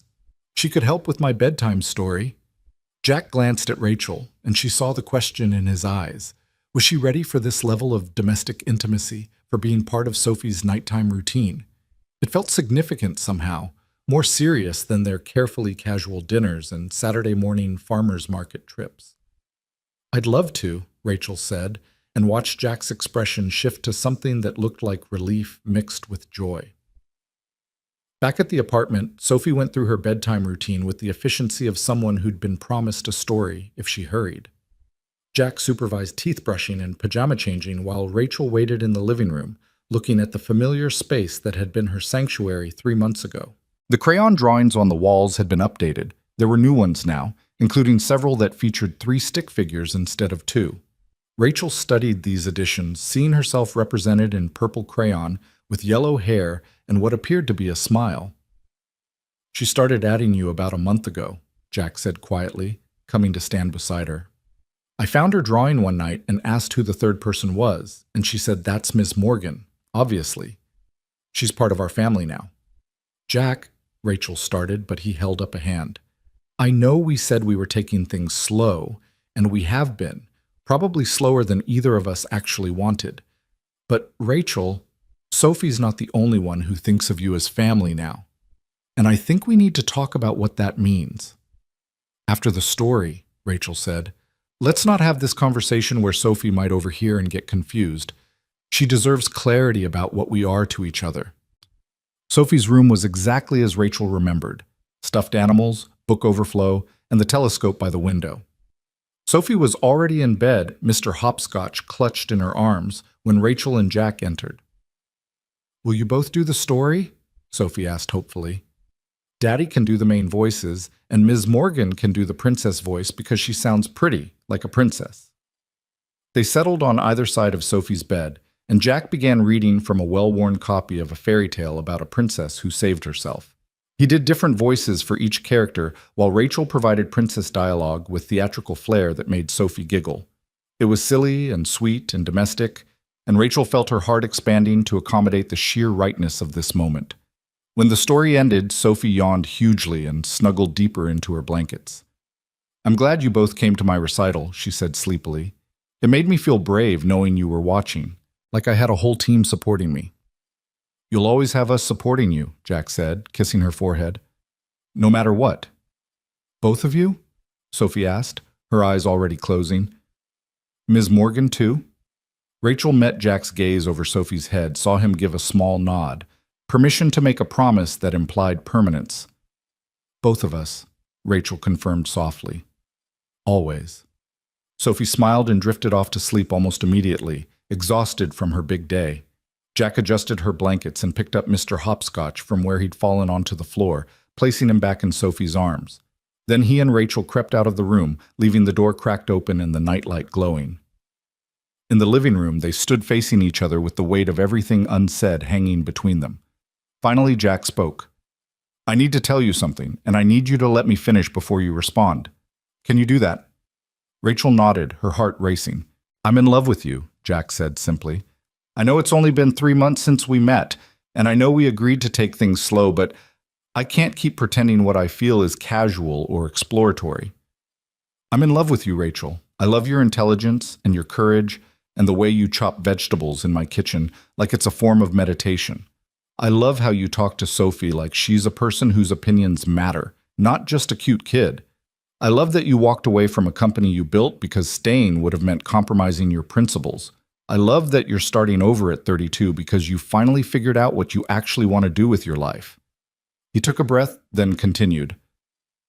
But I also need you to understand what you'd be taking on if we make this official. I'm a package deal, me and Sophie, permanently. I'll never be the kind of partner who can drop everything for spontaneous trips or put you first always. Sophie will always be my top priority, and there will be times when that's frustrating or limiting. I work long hours at a hospital, I'm not wealthy, and my life is ordinary in ways that might feel boring after the excitement of running a billion-dollar company. So before you say anything, before you make any commitments, I need you to really think about whether this life, my life, our life, is what you want. Rachel waited to make sure he was finished, then stepped forward and took both his hands in hers. I'm in love with you too, she said, watching his face light up. And I have been for weeks, maybe from that first morning when you brought me breakfast in bed and told me it was okay to not have all the answers. I love that you're a package deal with Sophie, because she's part of why I love you, the way you parent her, the life you've built together, the values you're teaching her. I love that you prioritize her because it shows me who you are as a person. And Jack, I need you to understand something. My life isn't exciting anymore. I don't want excitement. I spent years chasing excitement and success and achievement, and it made me miserable. What I want is exactly this: dinner at your kitchen table, farmers market Saturdays, piano recitals, and bedtime stories. I want ordinary with you and Sophie because ordinary with people you love is actually extraordinary. You're sure? Jack asked, and she could hear the vulnerability in his voice. Because once you're in, once you commit to this, Sophie's going to bond even more deeply with you. And if it doesn't work out, if you change your mind, I'm not changing my mind, Rachel interrupted firmly. I'm 32 years old, and I've made a lot of mistakes in my life. But this, you and Sophie, this isn't a mistake. This is the most right thing I've ever felt. Jack pulled her close then, wrapping his arms around her and holding her like she was precious. Rachel pressed her face against his chest and breathed in the scent of him, clean cotton and the faint antiseptic smell of the hospital, and something uniquely Jack underneath it all. She felt his heart beating against her cheek and thought about how 3 months ago she'd been running from an abusive relationship and a corrupt company, lost and alone and convinced she'd failed at everything that mattered. Now she was here, in the arms of a man who loved her for who she actually was rather than what she could provide. She'd walked away from a billion-dollar empire and felt lighter for it. She'd started a new company focused on saving lives rather than maximizing profits. She'd found a family in the most unexpected place, a single father and his daughter who'd shown her what home really meant. So what happens now? Rachel asked, pulling back slightly to look up at Jack. Now we stop taking it slow, Jack said with a smile. Now we build this thing for real. But Rachel, I need to be honest with you about something else. Eventually, not today, not next month, but eventually, I'm going to want to marry you. I'm too old and too practical to date indefinitely. And if that's not where you see this going, It's where I see it going, Rachel interrupted. I want the whole thing, Jack. I want Sunday morning pancakes and soccer games and science fair projects. I want to be here for Sophie's graduations and her heartbreaks and her triumphs. I want to build a life with you, the boring, ordinary, absolutely perfect kind of life where the biggest drama is forgetting to buy milk at the grocery store. Jack laughed, and the sound was pure joy. You might be romanticizing ordinary life a bit. There's also unclogging toilets and arguing about whose turn it is to do laundry, and Sophie's attitude when she doesn't get her way. I'll take it, Rachel said. All of it. The beautiful parts and the frustrating parts and everything in between. They kissed then, finally, after 3 months of careful distance and restrained affection. It was soft and sweet and full of promise. Not the passionate kiss of new lovers unable to keep their hands off each other, but something deeper and more substantial. It was a kiss that said, I choose you, and I'm home, and let's build something that lasts. When they finally pulled apart, Jack was smiling in a way Rachel had never seen before, completely unguarded, radiantly happy. You know Sophie's going to lose her mind tomorrow when we tell her we're officially together, right? She's been not so subtly hinting that she thinks we should get married for weeks now. 8-year-olds aren't exactly known for their subtlety, Rachel observed. Though I have to say, she's got good instincts. We should get married. Jack blinked. Are you proposing to me? Not officially, Rachel said quickly. I'm just stating a fact about our future. When you do officially propose, because you're traditional that way, and you'll want to do it properly, I'm going to say yes. Consider this advance notice. You're impossible, Jack said, but he was still smiling. Completely impossible and absolutely perfect. They talked for hours that night, sitting on Jack's couch with Rachel curled against his side, making plans and sharing dreams. Rachel told him about Morgan Life Sciences and her hopes for bringing the cancer detection software to market. Jack told her about wanting to eventually move into teaching medicine at the university level, where he could shape the next generation of doctors and nurses while having more regular hours to spend with family. They talked about Sophie's future, her interest in science and music, her dreams of being an astronaut, the kind of support she'd need to reach her potential. They talked about practical things too. Would Rachel eventually move in with them, or would they find a new place together? How would they navigate holidays and extended family? What would Sophie call Rachel once their relationship became official? She could keep calling me Ms. Morgan for now, Rachel suggested, until she's ready for something else. She's been asking if she can call you Rachel, Jack admitted. I told her she needed to ask your permission first, but I think eventually she's going to want to call you Mom, and I need to know how you'd feel about that. Rachel was quiet for a long moment, absorbing the magnitude of what he was asking. Taking on a parental role for Sophie wasn't something to agree to lightly. It meant responsibility and commitment that went beyond romantic love for Jack. It meant showing up for school conferences and doctor's appointments, for bad moods and teenage rebellion, for everything that came with raising a child. I'd be honored, Rachel said finally. Terrified but honored. I've never been anyone's mother before. What if I'm terrible at it? You won't be, Jack said with complete confidence. You're already halfway there. Sophie lights up when you're around, she trusts you with her feelings, and you treat her like a whole person. That's 90% of good parenting right there. The rest we'll figure out together. Eventually, exhaustion caught up with both of them, and Rachel reluctantly prepared to head back to her own apartment. But at the door, Jack caught her hand. Stay, he said quietly. Nothing has to happen. I'm not suggesting that. But it's late, and you're tired, and that guest room is yours for as long as you want it. Stay, and in the morning, we'll tell Sophie together that this is real now, that you're part of our family officially. Rachel stayed. She woke the next morning to the sound of Sophie's excited chatter and the smell of coffee brewing. For a moment she was disoriented, caught between sleeping and waking, unsure where she was. Then memory flooded back. The recital, the conversation with Jack, the promises they'd made. And Rachel smiled. She found Jack in the kitchen making pancakes while Sophie sat at the table drawing, both of them still in their pajamas. Miss Morgan! Sophie jumped up when Rachel appeared. You stayed over. Does this mean, are you and Daddy? She looked between them hopefully, hardly daring to finish the question. Come here, baby girl, Jack said, and Sophie scrambled into his lap. He looked at Rachel, who nodded her encouragement. Ms. Morgan and I talked last night, and we decided that we want to be together officially, like boyfriend and girlfriend, but more serious than that, which means she's going to be around a lot more. Is that okay with you? Is that okay? Sophie's voice went up several octaves. That's the best news ever. Wait, does this mean we're going to be a real family? Like with a mom and everything? Sophie, Jack started, but Rachel knelt down beside them, meeting Sophie's eager gaze. I'd like to be part of your family? Yes, Rachel said carefully, but I want you to know that I'm not trying to replace your mom or take her place. You had a mom who brought you into this world, and nothing changes that. What I'd like to be is someone else who loves you and wants to help take care of you.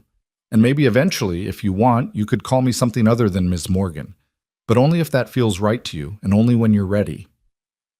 Sophie considered this seriously, then said, Could I call you Rachel? Because Ms. Morgan sounds too formal now that you're going to be part of our family, and maybe later, when I'm used to it, I could try calling you Mom, if that's okay. Rachel felt tears prick her eyes. That would be more than okay. That would be wonderful. Sophie threw her arms around Rachel's neck in an exuberant hug. This is the best day ever, even better than my birthday. Can we call Aunt Marie and tell her? And can Rachel come to the park with us today? And can we— Breathe, baby girl, Jack said with a laugh. Yes to all of that, but first, pancakes. We can't make important family plans on an empty stomach. They spent the day as a family, official now, not just a single dad and his daughter and the woman who'd been carefully orbiting their lives. They went to the park where Jack and Sophie had their favorite hiking trail, and Rachel finally got to experience the full tour with Sophie's enthusiastic narration. They had a picnic lunch on Sophie's thinking rock, and Rachel listened while Sophie talked about her dreams for the future, how she wanted to be an astronaut but also maybe a piano teacher, and couldn't she do both? You can do anything you want, Rachel told her. That's the beauty of life. You don't have to figure it all out now. You get to explore and try new things and change your mind as you grow. Like you did, Sophie pointed out. Daddy told me you used to run a big company, but now you're starting a new company that helps sick people. You changed your mind about what you wanted to do. Exactly like that, Rachel confirmed. I spent a lot of years doing what I thought I was supposed to do, and then I finally figured out what I actually wanted to do. And you know what helped me figure it out? What? Sophie asked. Meeting you and your dad, Rachel said simply. You showed me that there are more important things than being successful in the way I thought success meant. You showed me what really matters. That afternoon, they called Jack's sister Marie to share the news. Marie's excited congratulations came through the speakerphone along with demands to meet Rachel properly and invitations to family dinners and barely veiled threats about what would happen if Rachel ever hurt her brother or niece. I like her, Rachel said after they hung up. She's protective, that's good. The weeks that followed fell into a new rhythm. Rachel split her time between launching Morgan Life Sciences and being present for Sophie's after-school activities. She learned the names of all Sophie's classmates and which ones were friends versus which ones were complicated Rachel, because sometimes they're nice and sometimes they're not. She attended parent-teacher conferences with Jack and felt a surge of pride when Sophie's teacher reported that she was excelling in all subjects but especially science and music.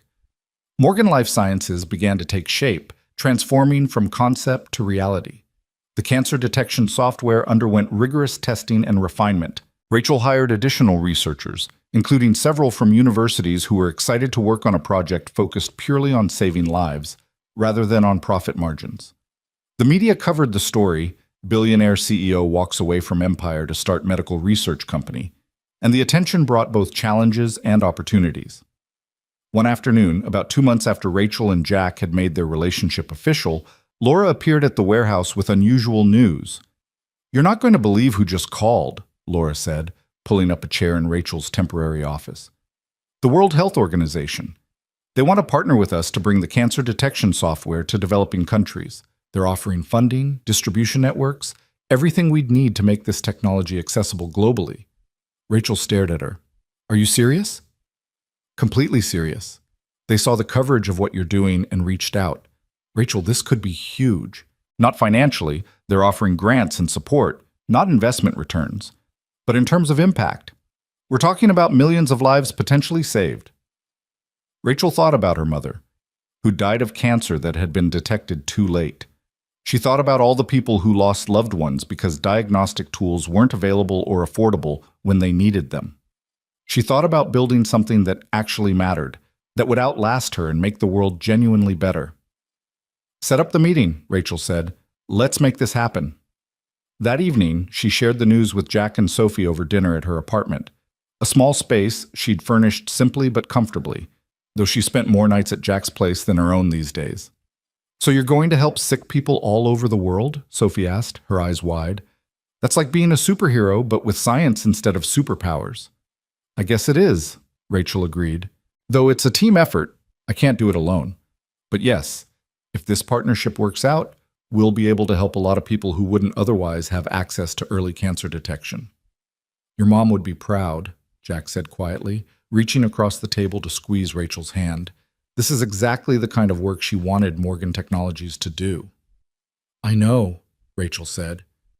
"I think about her a lot these days, about how she built that company with such clear purpose, and how somewhere along the way that purpose got lost beneath growth strategies and market dominance. I'm trying to build something that won't lose its purpose, no matter how big it gets." "That's why you'll succeed," Jack said, "because you remember what matters." 6 months after the airport incident that had brought them together, Rachel stood in front of a mirror adjusting her outfit for what felt like the 100th time.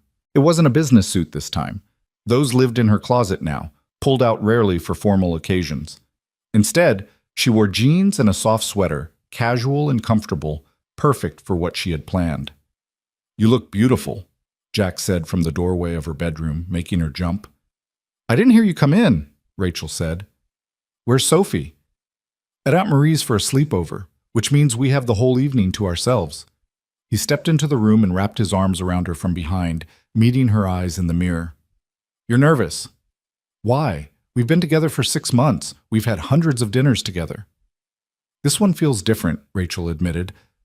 "I have something I want to talk to you about, and I'm not sure how you'll react." Jack turned her to face him, his expression curious but not concerned. "Whatever it is, we'll figure it out together. That's what we do now."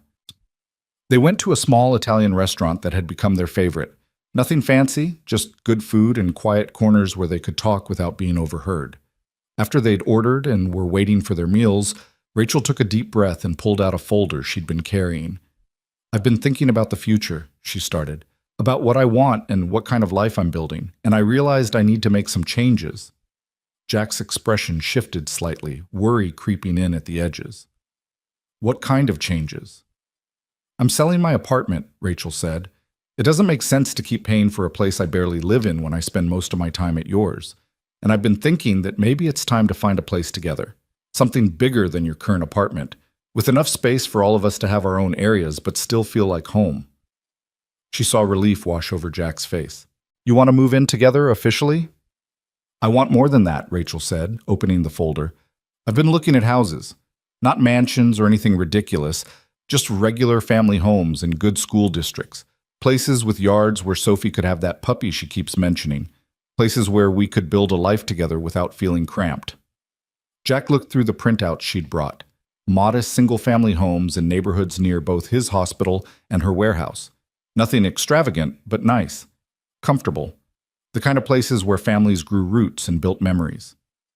"Rachel, these are all—" "I can't afford houses like these," Jack said quietly. "Not on a nurse's salary, even with overtime." "I know," Rachel said, "but I can. And before you get all proud and masculine about it, hear me out. I walked away from Morgan Technologies with enough money that I'll never have to worry about finances again. That money is just sitting there, earning interest, while we're living separately, and you're working double shifts to make ends meet. It doesn't make sense. We're building a life together. Why not use the resources we have to make that life comfortable?" "Because I don't want to be the guy who moves in with a wealthy woman and stops pulling his weight," Jack said, his jaw tight. "I have pride, Rachel. I need to contribute." "You are contributing," Rachel said firmly. "You're raising an incredible daughter. You're working a job that saves lives and exhausts you. You're building a home and a family and providing emotional support that I desperately needed when we met. That's not nothing, Jack. That's everything. I'm not asking you to be financially dependent on me. I'm asking you to let me use money that means nothing to me on something that means everything, building a home with the people I love." Jack was quiet for a long moment, clearly wrestling with pride and practicality. What about Sophie? How would we explain this to her? We tell her the truth, that I have money from my old job, and I want to use it to help our family have a nicer place to live. Kids understand that different families have different financial situations. What matters is that she feels secure and loved, not who paid for which piece of furniture. Their food arrived, giving Jack time to think. Rachel waited, letting him process. She understood his resistance. Pride was important, especially for a man who'd built his entire life on self-sufficiency. But she also believed what she'd told him, that his contributions to their relationship went far beyond financial. "Okay," Jack said finally, "but with conditions. I pay for all the utilities and groceries. I maintain the yard and handle repairs. And when we get married, because we are getting married, just so we're clear, we draw up a prenup that protects your assets and makes it clear I'm not after your money." "When we get married?" Rachel repeated, smiling despite the serious conversation. "Is that your way of proposing?" "No," Jack said. "When I propose, you'll know it. It'll be romantic and thoughtful, and I'll have a ring. This is just me acknowledging reality. I'm going to marry you, Rachel Morgan, probably sooner rather than later, because I'm too old to date for years and Sophie keeps asking when she gets to be the flower girl at our wedding. But I need to do this on my terms, in my time, in a way that feels right." "I can wait," Rachel said softly. "I've got all the time in the world." They looked at houses that weekend, Rachel, Jack, and Sophie piling into Jack's car to tour properties in family-friendly neighborhoods. Sophie provided running commentary on each place, rating them based on important criteria like, does it have a good tree for climbing, and is there space for a telescope on the roof? The fourth house they visited was perfect. It was a 3-bedroom craftsman in a quiet neighborhood with good schools, a backyard with mature trees, and a finished basement that could be converted into a home office for Rachel. The kitchen was spacious enough for Sophie to help make pancakes without everyone being cramped. The master bedroom had an ensuite bathroom and French doors leading to a small balcony. And the third bedroom was perfect for Sophie, large enough for her growing collection of books and her inevitable expansion of stuffed animals. "This one," Sophie announced, running through the empty rooms and imagining furniture placement. "This is the one. I can feel it. Can't you feel it?" Rachel looked at Jack, who was standing in the living room with his hands in his pockets, studying the space with an expression that suggested he was imagining their life here. Morning coffee by that window, Christmas trees in that corner, Sophie doing homework at the dining table while they cooked dinner together. "Yeah," Jack said quietly. "I can feel it too." They made an offer that day. With Rachel's financial backing, they were able to pay cash and the house was theirs within 3 weeks. Moving in was a production involving Jack's sister, Sophie's excitement reaching fever pitch, and Rachel's newfound appreciation for how much stuff an 8-year-old could accumulate. The first night in their new home, they ordered pizza because nobody had energy to cook. They ate sitting on the floor of the empty living room while Sophie narrated her plans for decorating her room, and Jack made notes about furniture they'd need to buy. It was chaotic and exhausting and absolutely perfect. After Sophie was asleep in her new room, still mostly empty except for her bed and Mr. Hopscotch, Rachel and Jack stood on the back porch looking at their yard in the moonlight. "Are you happy?" Jack asked, pulling her close against the evening chill. "Happier than I've ever been," Rachel said honestly. 6 months ago, I was miserable and didn't even know it. I thought success was supposed to look like corner offices and board meetings and building empires.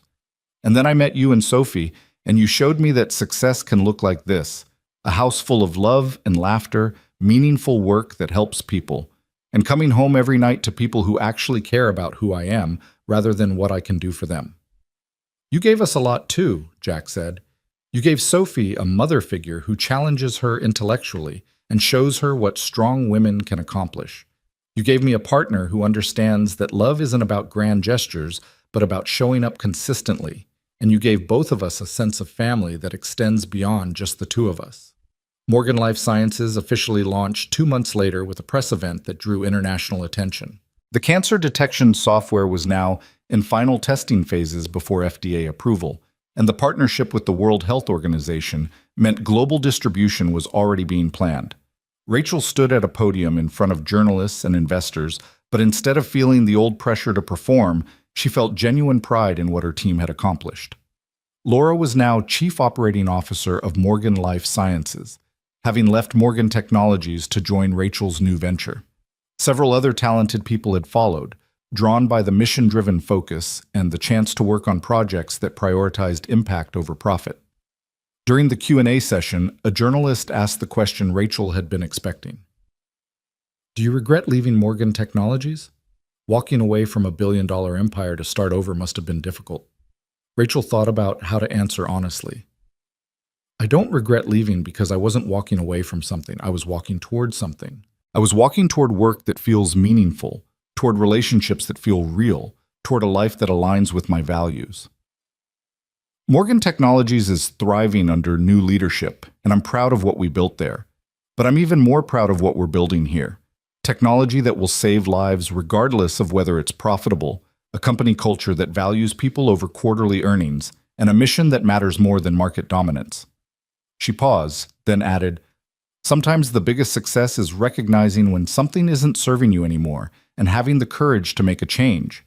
I thought success meant building the biggest company, making the most money, having the most impressive title, but real success is building a life you don't need to escape from. And that's what I have now.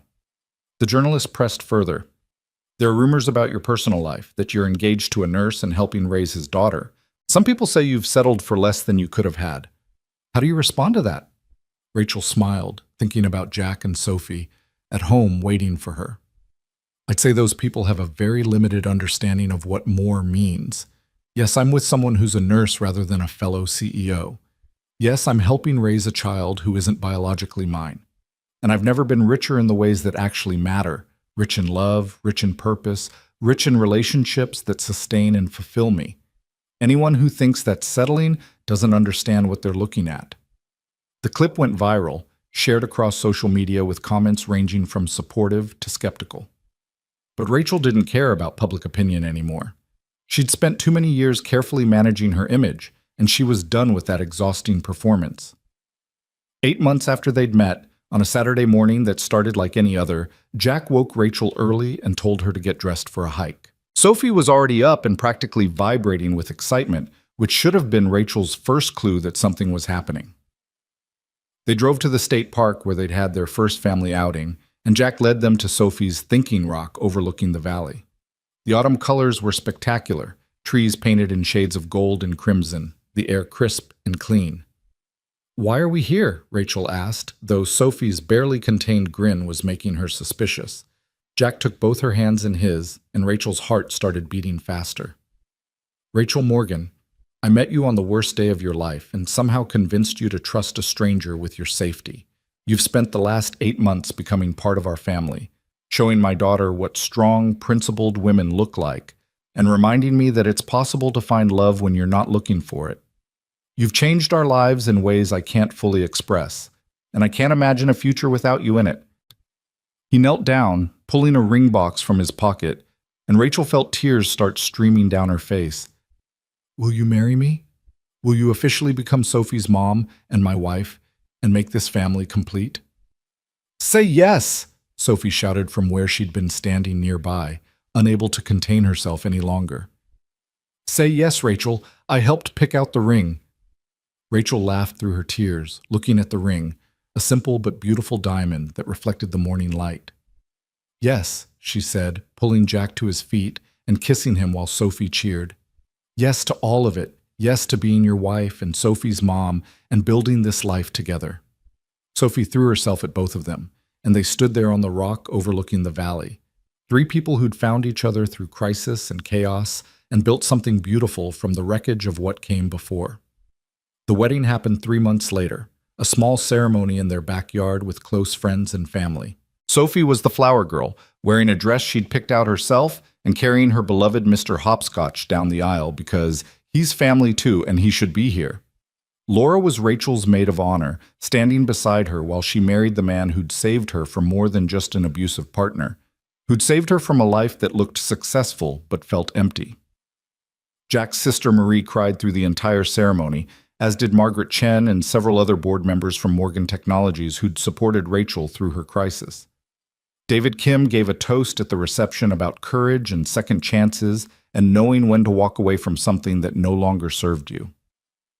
But the moment Rachel remembered most clearly came during their first dance, when Sophie cut in halfway through the song and insisted on dancing with both of them. "Are you happy?" Sophie asked, looking up at Rachel with those solemn brown eyes. "Because Daddy says the most important thing is that you're happy." "I'm so happy," Rachel assured her, "happier than I ever thought possible." "Good," Sophie said with satisfaction, "because you're stuck with us now. We're a family forever." "Forever sounds perfect," Rachel said, meeting Jack's eyes over Sophie's head and seeing her entire future reflected there. Morning pancakes and piano recitals, science fair projects, and telescope lessons. The beautiful ordinary chaos of a life built on love rather than ambition.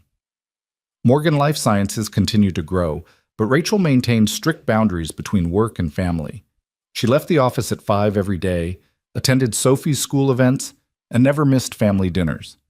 The cancer detection software received FDA approval and began saving lives globally, exactly as she'd envisioned. Other medical technology companies started following their model, focusing on impact alongside profit, measuring success by lives saved rather than just dollars earned. 2 years after the wedding, Rachel stood in a hospital room holding a newborn daughter while Jack looked on with tears streaming down his face, and 10-year-old Sophie peered into her baby sister's face with wonder. "She's so small," Sophie whispered. "Is she going to be okay?" "She's going to be perfect," Rachel assured her, thinking about how far she'd come from that desperate night in Newark Airport. "Just like you're perfect. Just like our whole crazy beautiful family is perfect." Sophie reached out to touch the baby's tiny hand, and the infant's fingers curled around her sister's. "I'm going to teach her everything," Sophie announced. "How to look at stars through the telescope, how to play piano, how to be brave when things are scary. And I'm going to tell her about how you and Daddy met, and how sometimes the best things happen when everything seems terrible." Rachel looked at Jack, who was watching his daughters with an expression of such profound love that it made her chest ache. This was what success looked like. Not corner offices or billion-dollar valuations, but this. A family built from broken pieces and brave choices. Work that mattered more than money. Love that demanded nothing except presence and honesty. She thought about Rachel Morgan, the CEO, the woman who'd boarded a plane in San Francisco just a few years ago, convinced that achievement was the only metric that mattered. That woman would never have believed this was possible, that walking away from everything could lead to everything that actually mattered. But standing in this hospital room with her husband and daughters, with meaningful work waiting for her at a company that saved lives, with a home full of laughter and love and Sophie's astronomical facts, Rachel knew with absolute certainty that she'd made the right choice. Not the easy choice, not the expected choice, but the right one. Sometimes being rescued wasn't about being saved from danger. Sometimes it was about being reminded of who you were before the world told you who you had to be. And sometimes the greatest courage wasn't in building empires or conquering markets, but in choosing love over achievement, presence over perfection, and peace over power. Rachel had chosen all of those things, and in return, she'd gained everything that mattered. Her shoulder, the one Andrew had grabbed so cruelly that night in Newark, no longer hurt. The physical injury had healed, but more importantly, so had the deeper wounds. She'd learned that asking for help wasn't weakness, that starting over wasn't failure, and that the right people would love you for who you were rather than what you could provide. As Sophie began explaining to her baby sister about the constellation Orion, clearly not caring that the infant couldn't understand a word, and Jack wrapped his arms around Rachel from behind, pressing a kiss to her temple, Rachel closed her eyes and felt something she'd been chasing her entire life finally settle into place. Contentment. Belonging. Home. Not in a building or a city or a title, but in the arms of people who loved her unconditionally. In work that made the world better. In a life built on authenticity rather than ambition. She'd found her empire after all. It just looked nothing like what she'd expected, and it was infinitely more valuable than anything she'd left behind.